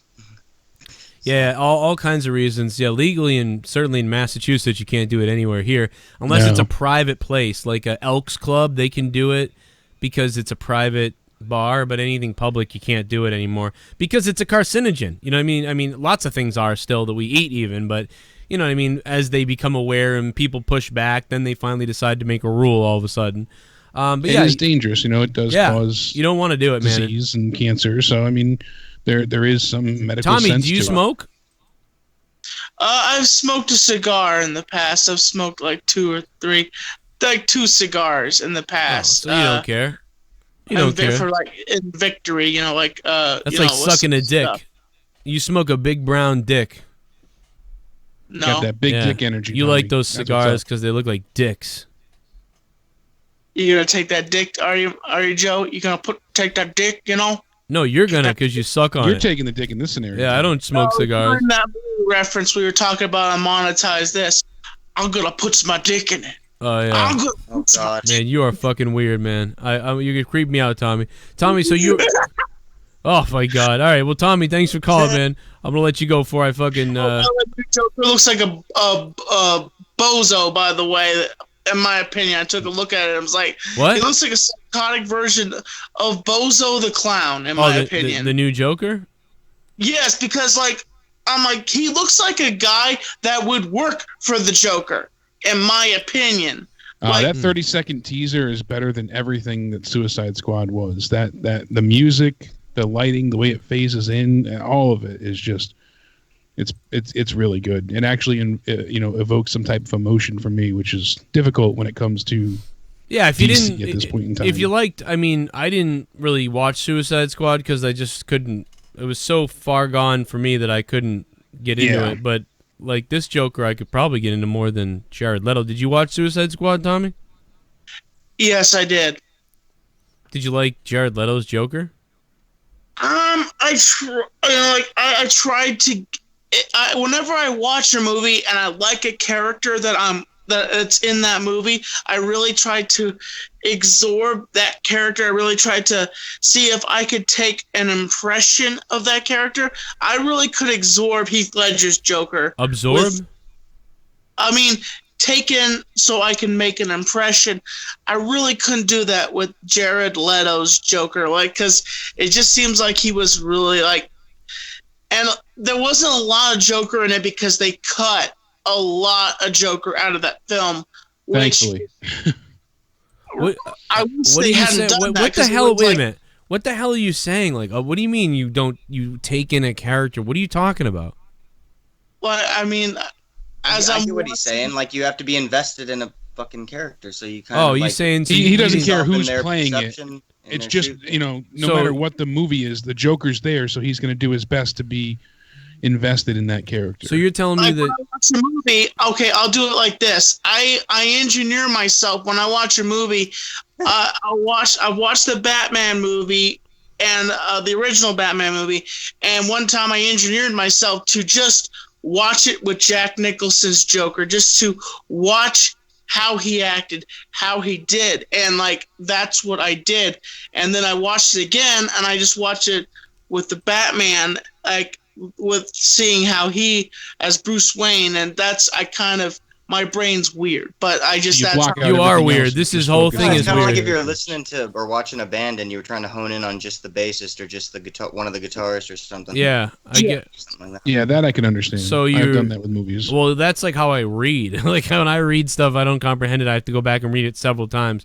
So I can kind of see if you're talking about that, like you have a deficit. You can't really watch a movie and take it all in.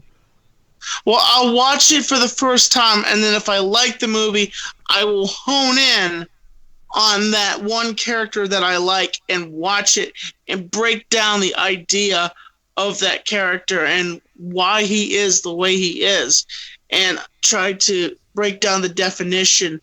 So you'll study that person, that role, their mannerisms, everything they do, and you kind of cut out and ignore everything else. Yes, kind of what I do. That's I don't know why though. That's why. Like that's weird. I don't get it.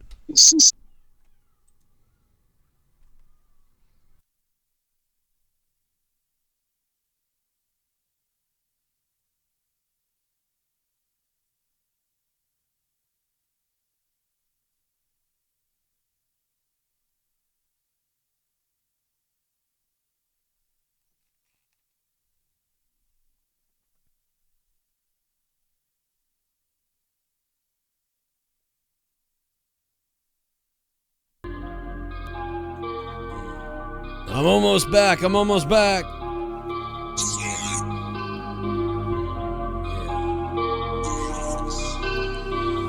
3, 2, 1. Eminem, you wanna talk about mumble rap? You all gonna die soon, how about that? Kiss me outside, but you did. Left you on the ground with a broken lip, broken hip, pants unzipped, cause you tried to fuck some little kid. You dumb bitch, you exposed, and now all you do is pay for hoes. I'ma do drugs, I'ma do drugs, I'ma do drugs, I'ma do drugs, I'ma do drugs, I'ma do drugs, I'ma do drugs, I'ma do drugs, I'ma do drugs, I'ma do drugs. I'm a new thug, I'm a new thug, I'm a new thug, I'm a new thug, I'm a new thug. I'ma do drugs, I'ma do drugs, I'ma do drugs, I'ma do drugs. This is how I roll, finger in the hole of a hoe that's on dope. Insert the rope on a rope, pull it out and make a joke. Me Too movement all over me, like a disease, no apologies. Take my middle fingers, please. Feel the finger on the fucking trigger squeeze. My generation has more mass shootings, of course. Be careful, I will shoot up your porch. Parents divorced, so I got mad. I shot up the fucking court. Be a good sport, they said. Now they is dead. Blood red, nice family. Instead, they bled. Fuck Keemstar, that fat ass fucking scum. I always hated my mom. Always hated my mom.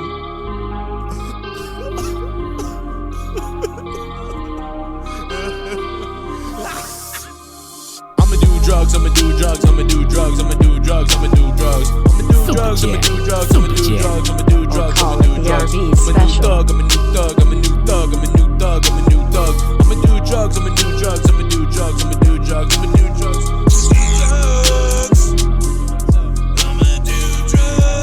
What's up, Sav King? We're back, man. I just gotta catch up on these donations the right way.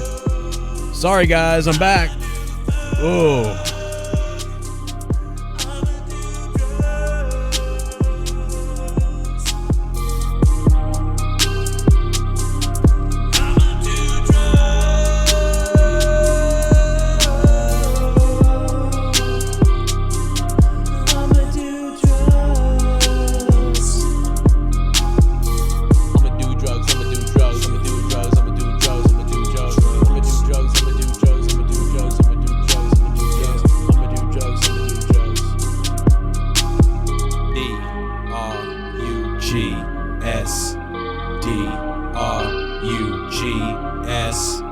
Relieves all my stress.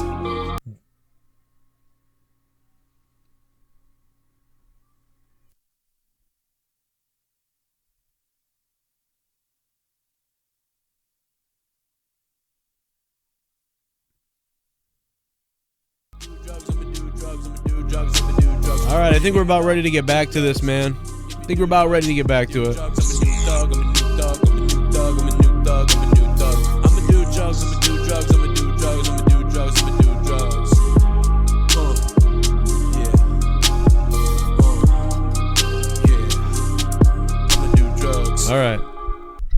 Woof. Holy shit. I'm gonna do drugs. I just thought of the most ridiculous thing I could think of when I did this. You know, we were joking a lot about mumble rappers the other day, like making fun of them and everything. We were killing mumble rappers. We were making so much fun of mumble rappers. I was like, dude, what if we just did our own thing? So, you know, I came up with Lil Suicide. That's the Playboy tattoo on my eye. I mean, nobody else has a tattoo on their fucking eye. All right, so seriously, let's get back to the donations because a lot of you guys are dropping dollars. We missed it. Larry Kemp, thanks for subbing if you're still here. Andreves Gaming, thank you for subbing if you're still here. Who else did we miss, man? Shit. Whistle McDick Brent. Vil Chris subbed. Trey Garrow. Bree couldn't even say sorry. That was the last one I remember. That was the last donation I remember. So let's go redrop these and see if we can get back to where the donations were. If I missed anything, please let me know. I saw a lot of your super chats and shit popping up. So if I missed somebody's, please let me know. Give it a hell yeah! Joe Cronin, Ma Man. Yo. Jake DeMarco, Ma Man. Ken, Ma Man. Troy, Ma Man. Shell, Ma Bitch. Oh my god. Lil Hater. Oh my god. Fucking Lil Hater, bro. Well, we lost a lot of viewership. I'm sure a lot of people decided to just go to bed once the stream died, so that sucks. But that's okay because I don't blame you, man. Hey, listen, we're gonna... Obviously, I'm having computer problems tonight. That's just what happened. It's all good, though. My name is Kane, and I'm donating. Oh my goodness, it's Kane. Hey Joe Jake, I didn't watch Monday Night Shitstain in Tommy's Tidy Whites from what I heard from your review. I'm galled. I had to work tonight, but I'm 100% ready for monetize this Friday. Fuck yeah, Broken Lion. I'm pumped for monetize this Friday. Monetize this, points in the bank this Friday. We did negative points in the bank last week. Now we're doing points in the bank this week. I have the negative points in the bank. Technically, Leah won it, but she ended up moving aside for Big Daddy Joe. Fuck yeah, I got everyone's addresses, man. I got everyone's fucking addresses, man. Yeah. WWE Raw makes me turn around and watch MLW. Sup, fellas, fan of the show. What's up, Dope Dubs Productions? How you doing, man? You know what? It's probably always a good decision to watch MLW instead. I would highly recommend that show. It's too bad they don't hire me as a commentator, but that's fine because I'm not working as a commentator right now, man. I'm not doing any wrestling commentary, which is really making me crazy, I think, recently. But, you know, what are you going to do? I've been doing it for the last 5 years straight, and all of a sudden I'm not doing wrestling commentary. I think it's starting to make me go insane. Thank you for the donation, Dope. Appreciate that. Got some more to go. Super Chat Party. Rip Liv Morgan. Rest in peace to Liv Morgan. She was kicked in the face and then knocked out the second time, I believe. And then she kept wrestling or she came back for a spot that they did, which was just seemingly crazy, you know. Brie Bella has either hurt herself or somebody in the last, I believe, 5 weeks in a row. So this isn't just people picking on her like out of nowhere or something like that. This has been going on, and it's friggin' crazy. Give it a hell yeah! Fuck Brie Bella, like seriously, what good are you other than being Daniel Bryan's wife and possibly being a rug muncher to her sister? Oh my god! She ain't shit. I hope jumps out of a 24-story building headfirst. Go die in a gorilla exhibit, you slightly retarded bitch. Oh my god! Sasha's sweet trim. Oh my god. Remember Sasha's mouth blood? Thank you so much, Sasha Sweet Trim. So many of these fucking things coming in.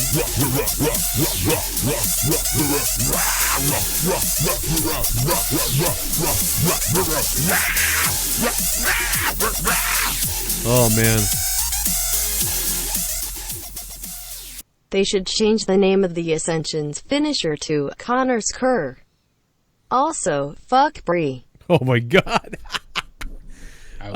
Sebastian, thanks, man, for the $4. There's a lot rolling in, man. Look at Jesus Christ. He looks like a fucking unhinged penis. Thank you, Sebastian, for that, man. Brie's gonna be getting heat for weeks to come about this, and to be honest, she deserves it. Let's see what else we got here. They coming in, folks. Super chat. Crown jewels is what I call my testicles. David Tapgun, thanks for the Canadian too. Crown jewels is what I call my testicles. That's what a lot of people call them, to be honest. But they named it. It's like Great Balls of Fire for Saudi Arabia. Make a Smackdown Syndrome t-shirt. We thought Smackdowns. Since I have a raw tarded shirt, Smackdowns. That could be what we do. Do a little basketball dance off the concrete. I mean, I'm just so sick of you little meth head devil worshippers. I'll be honest, I'd like to take a big bite out of your face. Wow, Court Foreman. Hey, Court, thank you for dropping a $10 super chat, Court. He didn't write any message at all. He just wanted to tip the show, it looks like, and drop $10. Court, thank you, my friend, very much. Speaking of Alex Jones, the thing we all feared is happening to him. Now he can't even use PayPal, which is like, I mean, that's really crazy. I even if you hate Alex Jones, you have to support him because this is crazy. He can't use PayPal. I don't think he can use one of the credit cards, MasterCard. They won't process his payments for him. For what? Because he has crazy opinions? That's crazy. That is not right. I hope someone needs to get sued. No, Tommy, can you please suck my dick like that? You made those sucking noises like you know what you are doing. I'm gonna call you 711 for now on because you like to slurp. Okay, bad joke. And Joe, I'm glad to see the sound panels back up after your meltdown. Hell yeah. You know, Leah fixed them for me right away almost. Fortnite HorrnY, thank you for the 316. Yeah, even if you think Alex Jones is a piece of shit, you cannot support what happened to him. It's fucked up. Super chat. Elmo, that was dope as hell, Joe. Hashtag Lil Suicide. Lil Suicide. Angel Pimentel, what's up, bro? Lil Suicide is in the house tonight with Fuck yeah, Do I got Drugs. everyone's addresses, man. I got everyone's fucking addresses, man. Make a Smackdown Syndrome t-shirt, package it with the Rotterdam shirt, and call it the Tommy Special or... Oh my god. Dude, the Tommy Special to me would be sending we could send the fedora hat, the F Tommy's Corpse hat with the Suicide t-shirt. So there you go. Sav King, thank you, Sav King, for all your donations tonight. Yeah, it's really scary what they... Now, Alex Jones isn't the only guy that they've taken away PayPal, MasterCard, and Visa. They've done it to other people, Patreon, everything. So you're not allowed to make money like everybody else can if your opinion is the wrong opinion. That's fucked up. Or call it the RV Special. Sav King, thanks, bro. You just can't do this. Like what they're doing to Alex Jones, you just can't do it. It's something is wrong. And we're all in trouble now. We're all fucked. There's going to be a war. Billy, you cunt! Frog off! Joe sent you a DM to the Xeon Quadcore link on Patreon that Thank you. the Ministry of Evil will help you get. Here's the first $1 we figured since Tommy sent a new cloud full of fart gas. It penetrated your computer and freaking killed it. Bad Omen. Bad Omen. Thank you, Bad Omen. One of the best mods in the goddamn world. Bad Omen with the 888. Thanks for the donation, man. Yeah, I don't know. I think this computer's just had about, it's not doing the best anymore. I don't know why. They just always break down, It's been They only last a couple years. They have a shelf life to it. It feels like, yeah, I mean, it's... All technology does at this point, intentionally. Parts just wear out, and OS, I feel like it's software more than hardware. I probably could, try replacing the graphics card or something first, and then maybe up the, get the core, change the quad core. I think I have a 6700, and I have an i7 6700, because it was 2.5 years ago. Now they're up to like 9700 or something. Yeah, but even that wasn't bad, still at this point. Yeah, I mean, this is a pretty good thing, man. Like I said, the equivalent was about $1,200 to $1,500, and I bought all my own parts, and I built this thing myself. And I remember I built it live on stream. Remember that? Yep. I built this fucking computer live on Twitter stream. Yep. And the thing is, I swear they do it with phones. Even Apple admitted with the phones that they were degrading the batteries.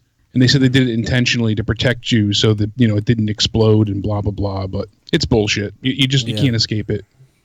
Yeah, it's funny because Mez says you have to upgrade every 2 years. Well, here we are. Two pretty years. much. And that's the thing, And once you do one thing, like you said, I'll do the graphics card. Well, now something's not compatible or it doesn't run well because it is compatible, but it doesn't function. So unless you have everything pretty much current as possible, then it's really not worth, upgrading one thing. You're better off just going all together.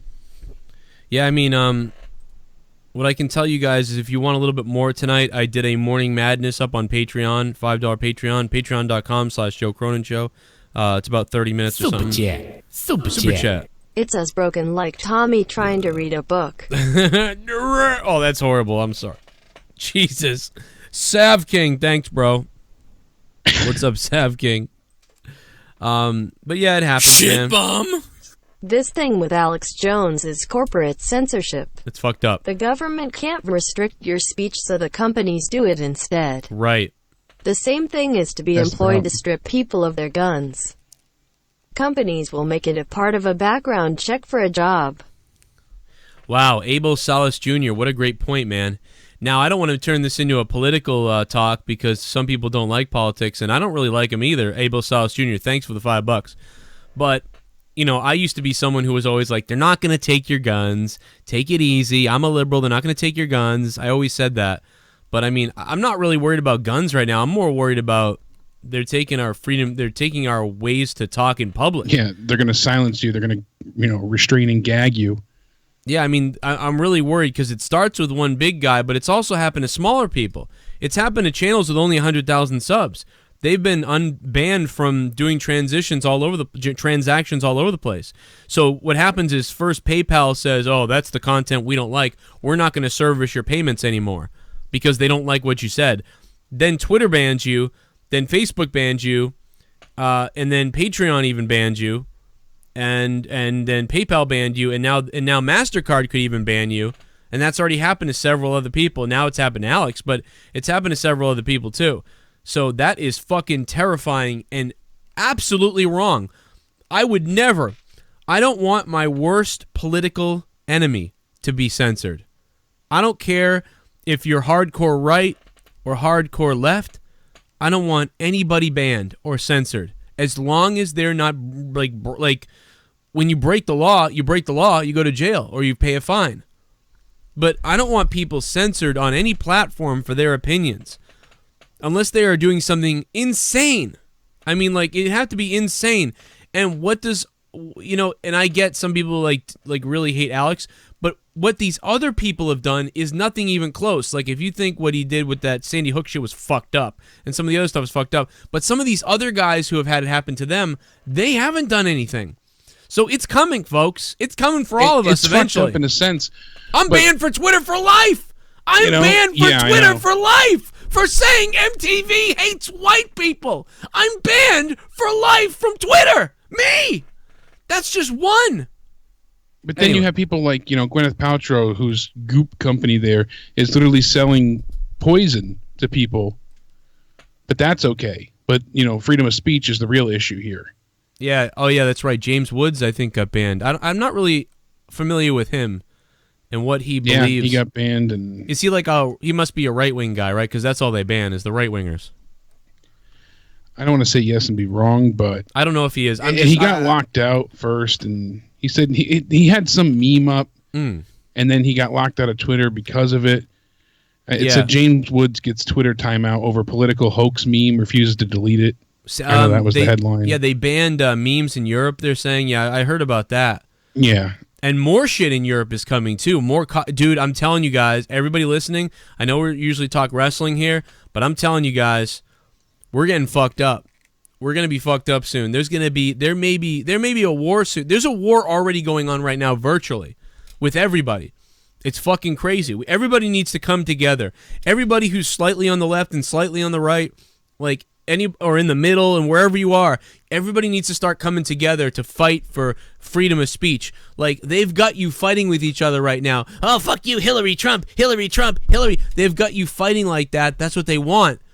Meanwhile, you're not looking. They're robbing your fucking houses. They're robbing your fucking houses, everybody. They're robbing your fucking houses. They're taking away your freedoms, your speech, and your right to get information from people, and your creativity, your right to do whatever you want here in America, especially in America. I know a lot of people listening from overseas and Australia and the UK right now. It's already happening over there in the UK. Hey, if you say the wrong thing in Scotland, if you make a German Nazi joke in Scotland, you go to jail. Yeah, you're what the fuck is going on in this world? James Woods, he went ahead and he said, pretty scary that there is a distinct possibility this could be real. Not likely, but in this day and age of absolute liberal insanity, it is at least possible. And the meme, all it said was, we're making a women's vote worth more by staying home. And it was three guys, like, together smiling. So basically saying that if the guys don't vote in the midterm elections, they're making women's votes matter more. Oh. It's a joke. You know, so women want to be included more. They have to, you know, so guys don't vote. And now Twitter, Jack, you know, Dorsey spoke out and said, it has the potential to be misleading in a way that could impact an election. That is, well. Are you kidding me? Come on. This is so fucked up. Listen, we gotta get out of the politics. We'll do it over on Corrupted YouTube channel. But listen, real quick, Bison. The reason I came back is because Veronica on Twitter, she said, she's just some random person on Twitter, but she said, my dad saw Roman Reigns and Seth Rollins. Wait a minute, Jake, let me read this real quick. Let me just get go ahead. Bison said, how long does it take for an appeal on YouTube? It's usually 3 to 7 days, Bison. It's inconsistent.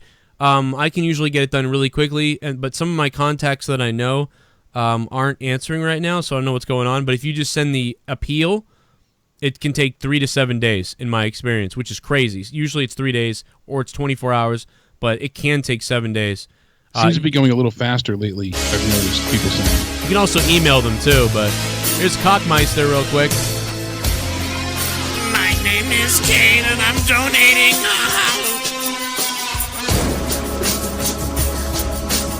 Tonight's Raw, I give 4/10 definition the cock that doesn't please your girlfriend in any way. It's the first cock you ever seen in life instead of your own that was completely shaved and plucked, which looked like a hairless, skinless worm.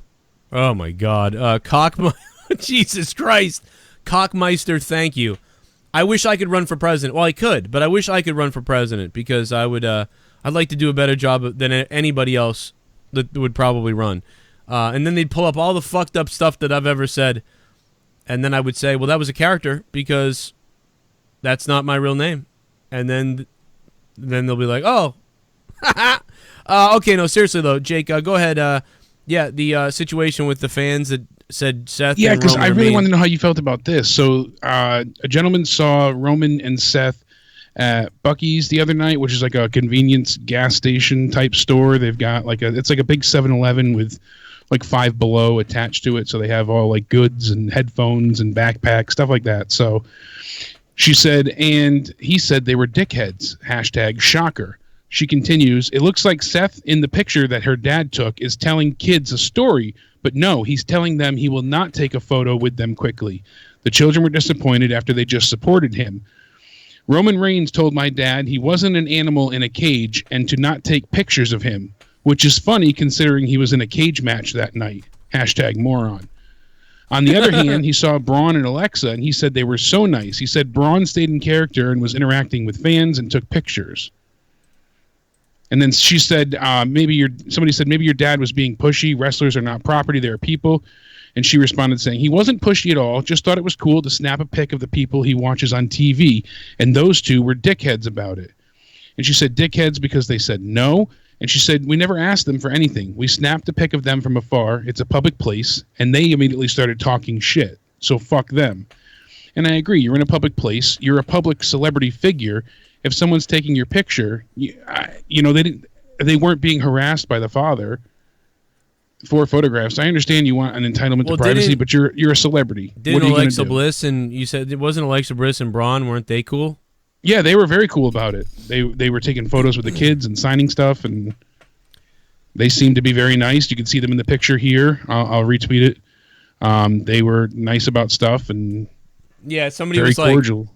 Somebody showed a thing of Seth the other day in response to that, where Seth was signing something.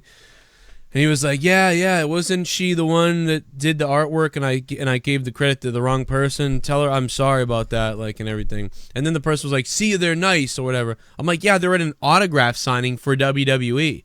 So yeah, exactly. So they're working and making money and also in front of all these people and everything. But, yeah, dude, I don't know what it is. Honestly, I get a weird vibe from Seth that he's kind of a cunt sometimes.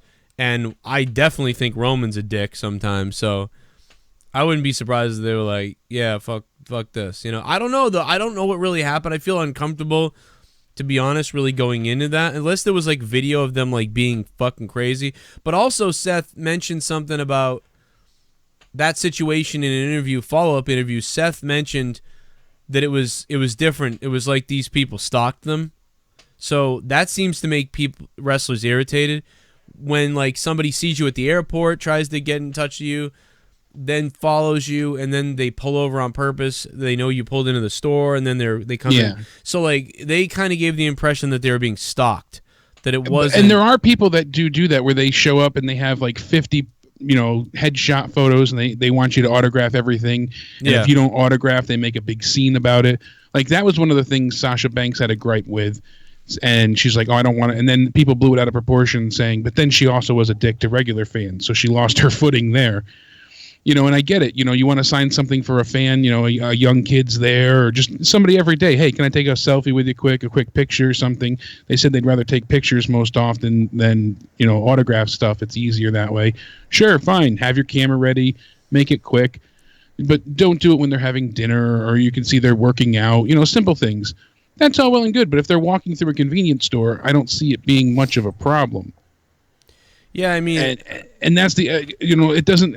And apparently, from this girl's story, this was after the show had concluded. They went to the show to watch the show.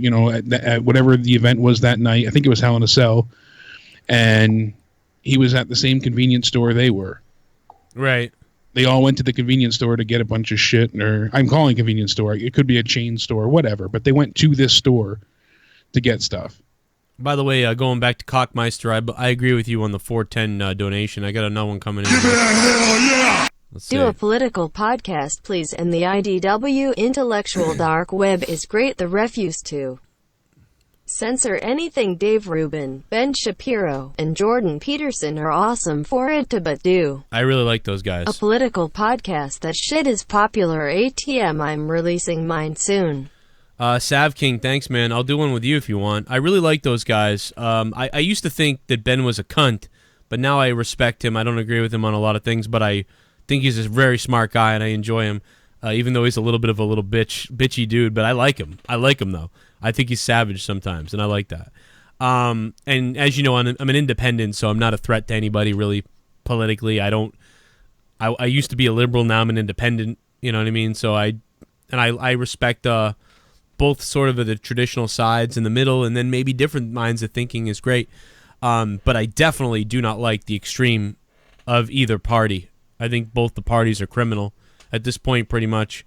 So that's basically what I would talk about. If you guys want to hear about that, it would be over on my other channel, youtube.com/corruptedpodcast. That's youtube.com/corruptedpodcast. Give me a sub there. We had a viral video still going, pretty viral, H3H3 video that I made, over 300,000 views. I can't believe on my little commentary video. I'm surprised that video exploded like that. Of course, I have my old Shame on News channel. I still post things. If they're really political, I post them on Shame on News. That's Shame on News on YouTube. But also on youtube.com/corruptedpodcast. And of course, I kind of give opinions and stuff on my podcast on Patreon, patreon.com/Joe Cronin Show.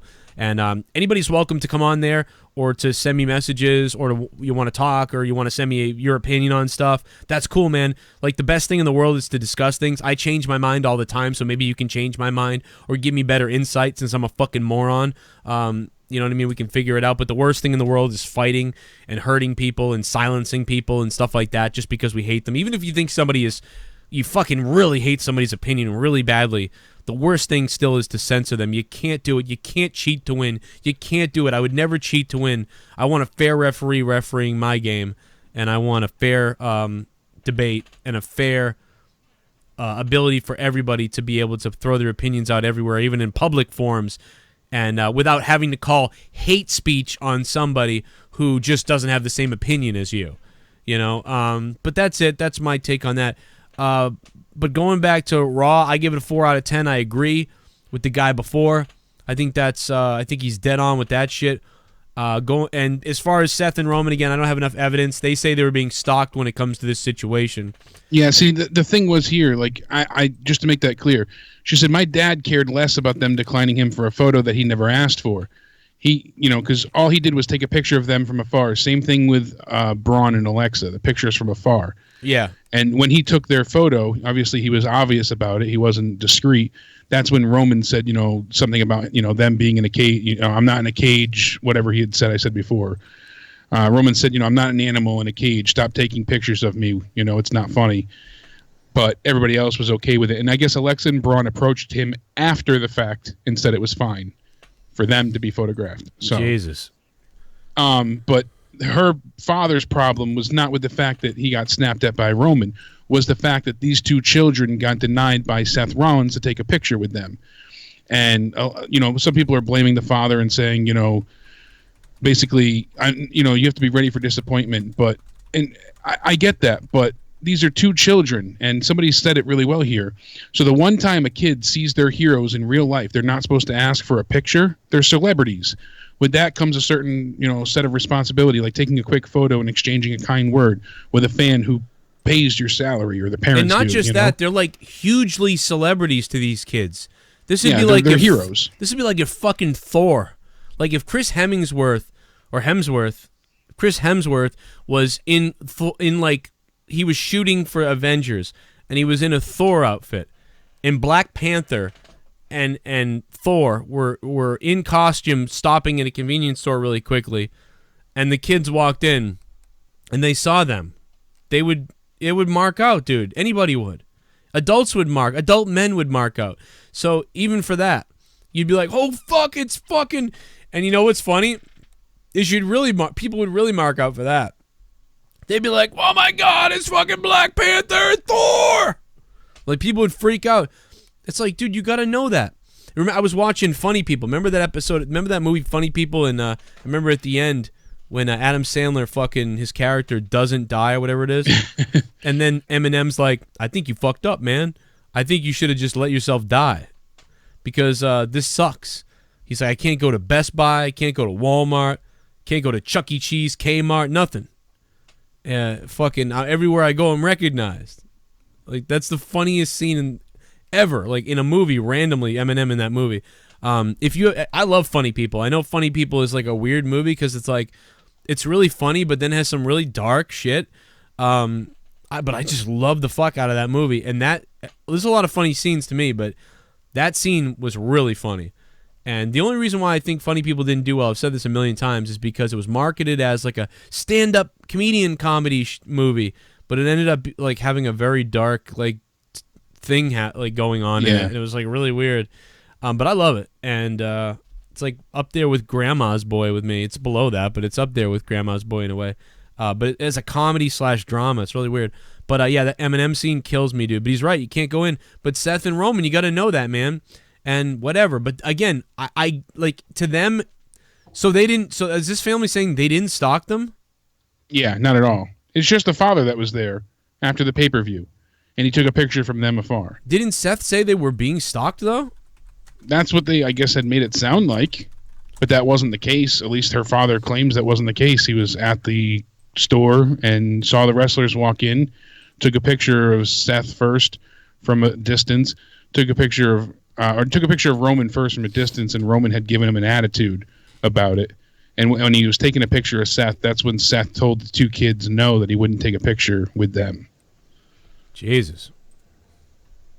I just can't imagine. I don't care. Right? You know what? I don't care if I was stalked. I can't imagine not taking a photo with kids. Yeah, I know. I followed you everywhere so my kids can get a picture with you. I wouldn't sign the parents' creepy ass, championship belt that the father's wearing and all his shirts and action figures, but I would do something for the kids or acknowledge them, and I wouldn't be rude. Like, I've seen a lot of wrestling fans push their kids out of the way. Yeah. Fuck, I've got a story. I got John Cena when I took Danny the night of her birthday, and we held up a big sign. We were sitting ringside, and we were like 2 seats away from the edge. So the guys that were sitting next to us were nice enough to let us like slide down when Cena came out. She was young then too. I want to say 6, maybe 7. I think she was 6. And she was really all about John Cena at that point. Obviously fits with the time. And she went ahead and she was leaning over the railing right at the barricade. And she had a sign saying, "John Cena, it's my birthday." And right when he went ahead and was walking to the back, that was right after he won the titles again. They unveiled like the game sign and all that stuff. So it was supposed to be a big night. He threw her the wristband. And she grabbed it, and she was all excited, and she handed it to me. And some guy came behind me and started punching and kicking and like just beating the hell out of my arm to grab it. Grabbed it out of my hand and ran, and he took the frig off. And security later on chased him like far up and beyond. I don't know if they caught him or what. Never got the wristband, but that was that. Wow, dude, that's fucked up. Dude, that's like the baseball games when the people rip it out of a kid's hand, and then they go, "Oh my God, I got a ball," and it's like, you're fucking disgusting. Like, and what that's the fuck? exactly it. He literally, you saw Cena, he like tossed it up to her, and you couldn't see her on the camera, but you see him toss it up, and she was all excited she got it. And I was like, that's so great. She was excited. She went ahead, she hands the wristband to me, the sweatband that he has on his I've been around these arms. people. Yeah. I've been around these people too. They'll be in the truck like this dude, like older guys, and they'll literally say that shit. They'll be like, "Dude, I'll do whatever tonight. If I got to plow someone to grab it, I'll get it." You know what I mean? They'll actually talk about doing it, because I've been with somebody in a car with a family that was kind of questionable who took me to a wrestling show once. And the fucking uncle literally said, like, "Dude, yeah, man, I promise, like, I'll run a motherfucker over and get that thing, baby. We'll have that sitting over the table."